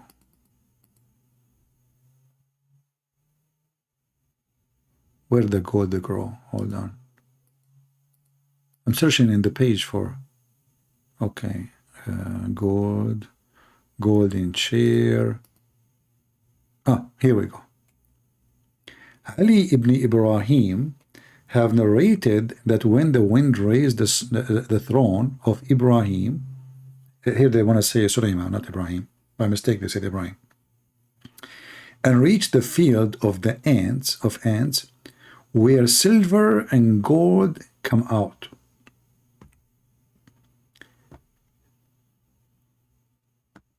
Imam as-Sadiq said, there is one valley of Allah where silver and gold is grown. And he has, which means Allah, protected it with the weakest creatures like ants. And if a powerful army went to enter, it cannot do so. Now we know why gold is expensive. there's a valley full of ants. So I found like there is a suit in Amazon for ants, you know. Ants cannot bite you. They cannot do anything, even if there's a billion of them. All right. So I will buy this suit. It costs like $100. And that's it. I got my retirement. One day when I get old, I have no money, you know, and too old to be able to produce. I will go, and I will go next week maybe. And now all what I need to do just find where that valley is. I cannot share this information with you, please, because as you know, I mean, this is private. Somebody saying to me, take my call. Well, I don't see your call. Well, what's your name? Are you the same guy I hang up on him? If you are the same kid, that's it. We give you your time. You're just a kid. So guys, do you see how beautiful the religion of Allah? Isn't it amazing? Who can come with such stories like the Muslims? Flying carpet, the valley of the ants. Allah is quoting you see, in the Quran, Allah is not even making Quran. The ant, she said. So who's making Quran? The ant. Can you make Quran like the ant Quran, Muslims? Who can make Quran like the ant Quran? None of you. Allah just making comment. This is a commentary book. This is not made by Allah. The ant, she said, Sulaiman said. The bird, he said. The chicken, he said. Sulaiman answered. Afrit, he said. Sulaiman said.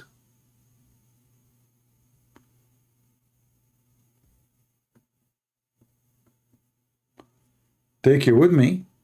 No, I'm selfish. I don't take you with me. And I will take the gold, and then maybe I will give you the address after, so you can take the silver. The valley, you know, where the, you know, and you know, the nice thing is it's a growing. So this is a story. Imagine when this is like thousands of years ago. So you can imagine how much gold grow during that time. It's like weed all over the place.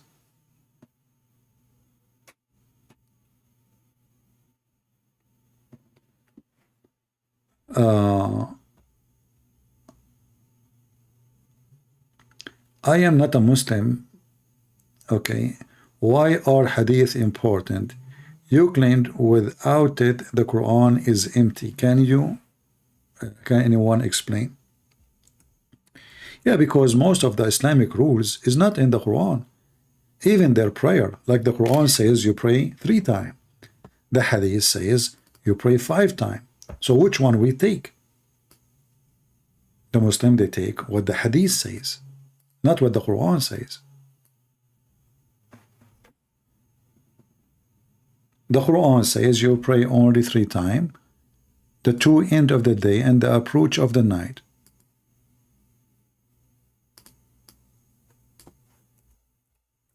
What the Muslim do? They take the hadith.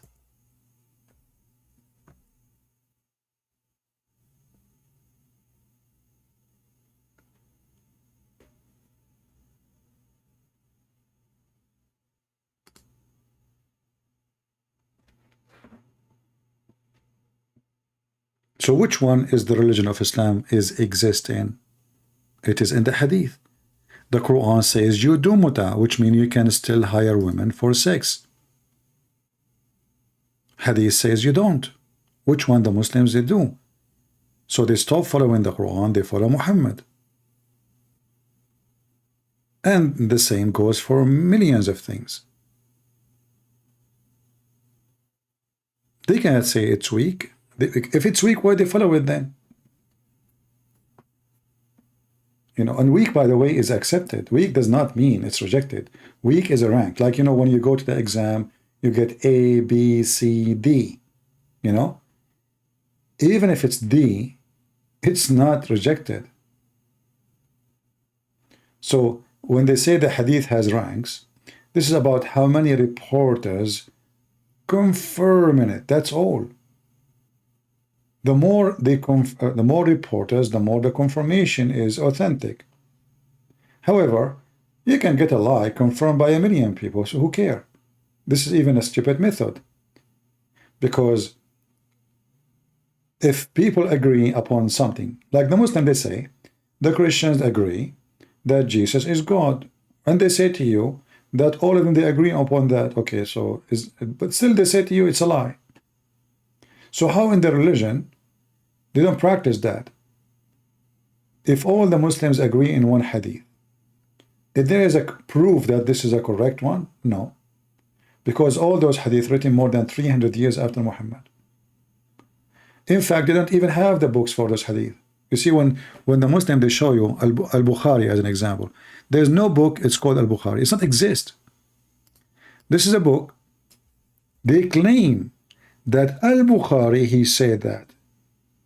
So people came after, long after, and they say, he said that.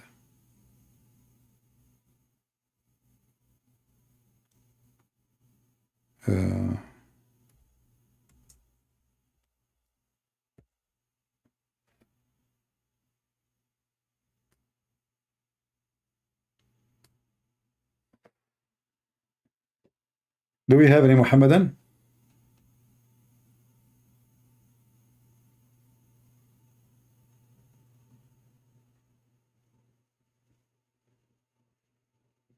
Anyone? Muhammad is a mentally ill man. I mean, look, even when he go around the Kaaba, look what he do. You know, like, what is that?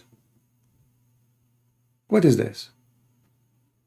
And what is the point of going around the Kaaba like this? And what exactly you accomplish? This is how the Arab used to do, worshipping stones. They used to go around the stones 7 times. Muhammad, he does the same.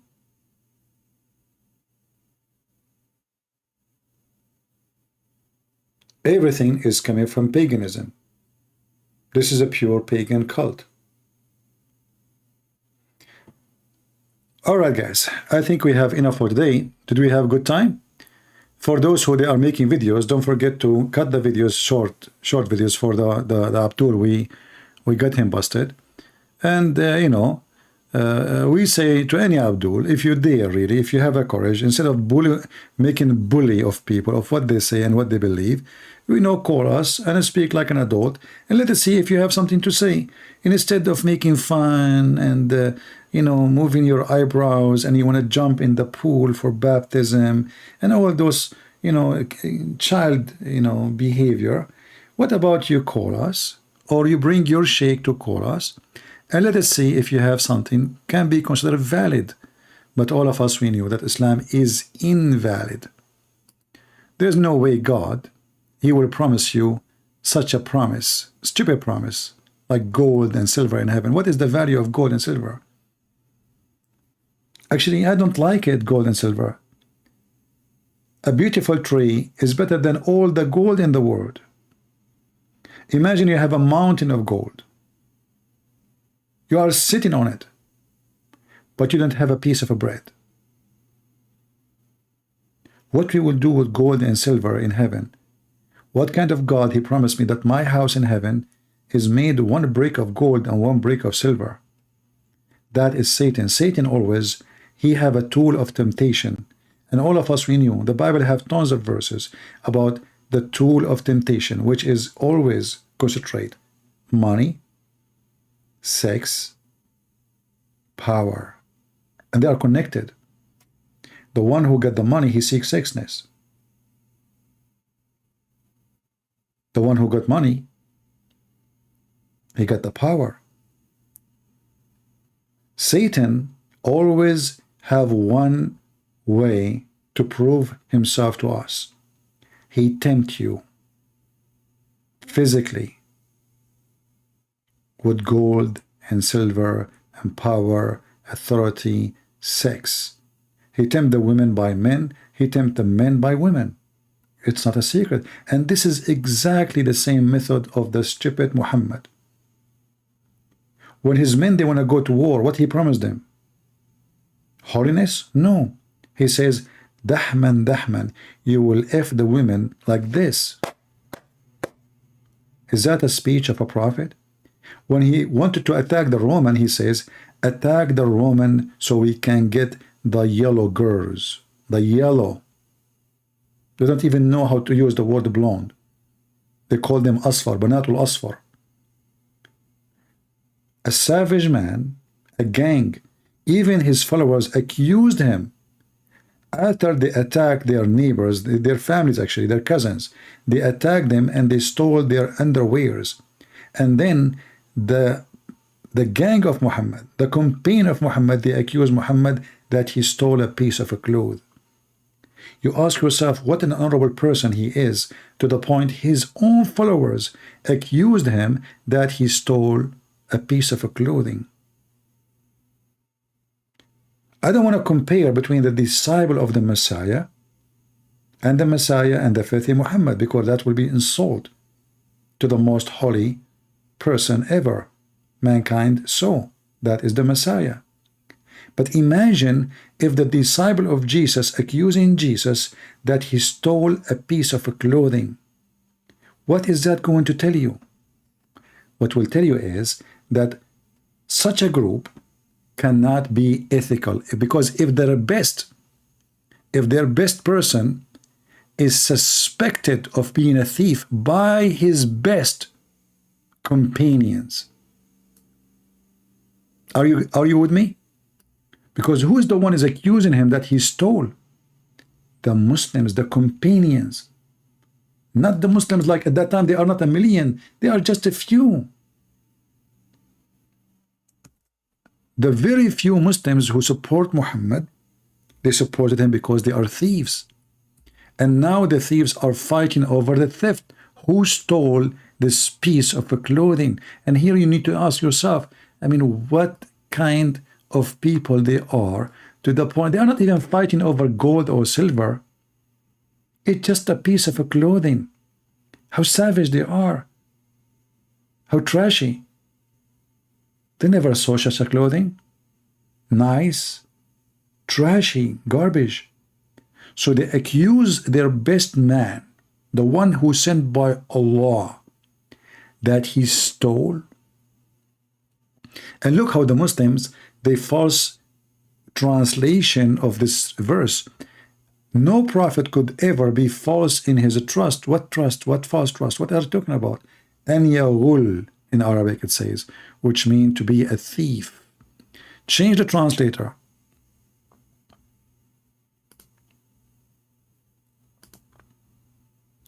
Never take a Muslim translation. Muslim translation is just a fraud.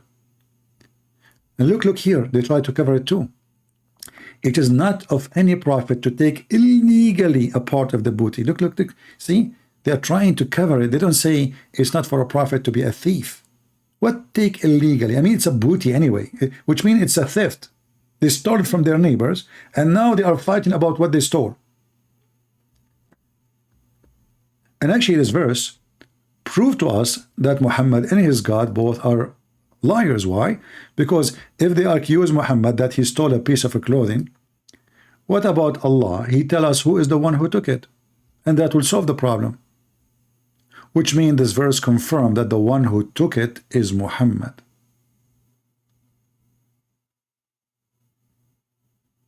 Don't Allah knew who took it? Instead of saying it's not Muhammad who took it, tell us who took it. And that will be really good. I mean, Allah supposedly is a God, and he can see everything. And now this is the time you can show us that you know everything. What the Quran says confirm two things: that Allah do not know, or Muhammad is the one who took it. He can't accuse anyone else, because then we go to his house, he have nothing. It is in the house of Muhammad.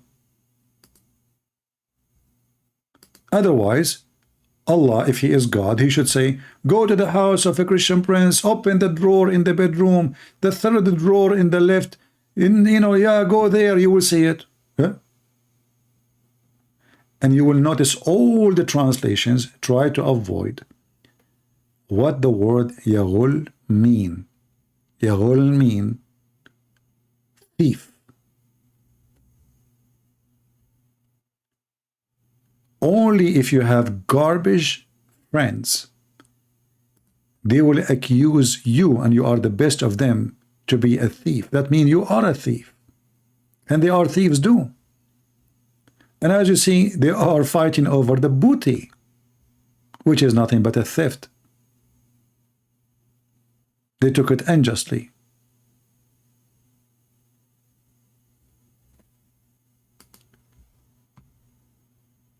You know, in the Middle East we say, tell me who is your friends, I will tell you who you are.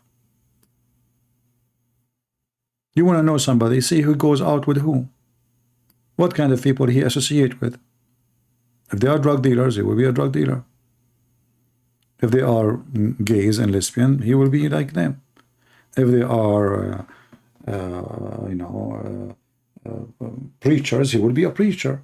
I mean, why he associate with them? If they are dancers, he will be like dancing, obviously.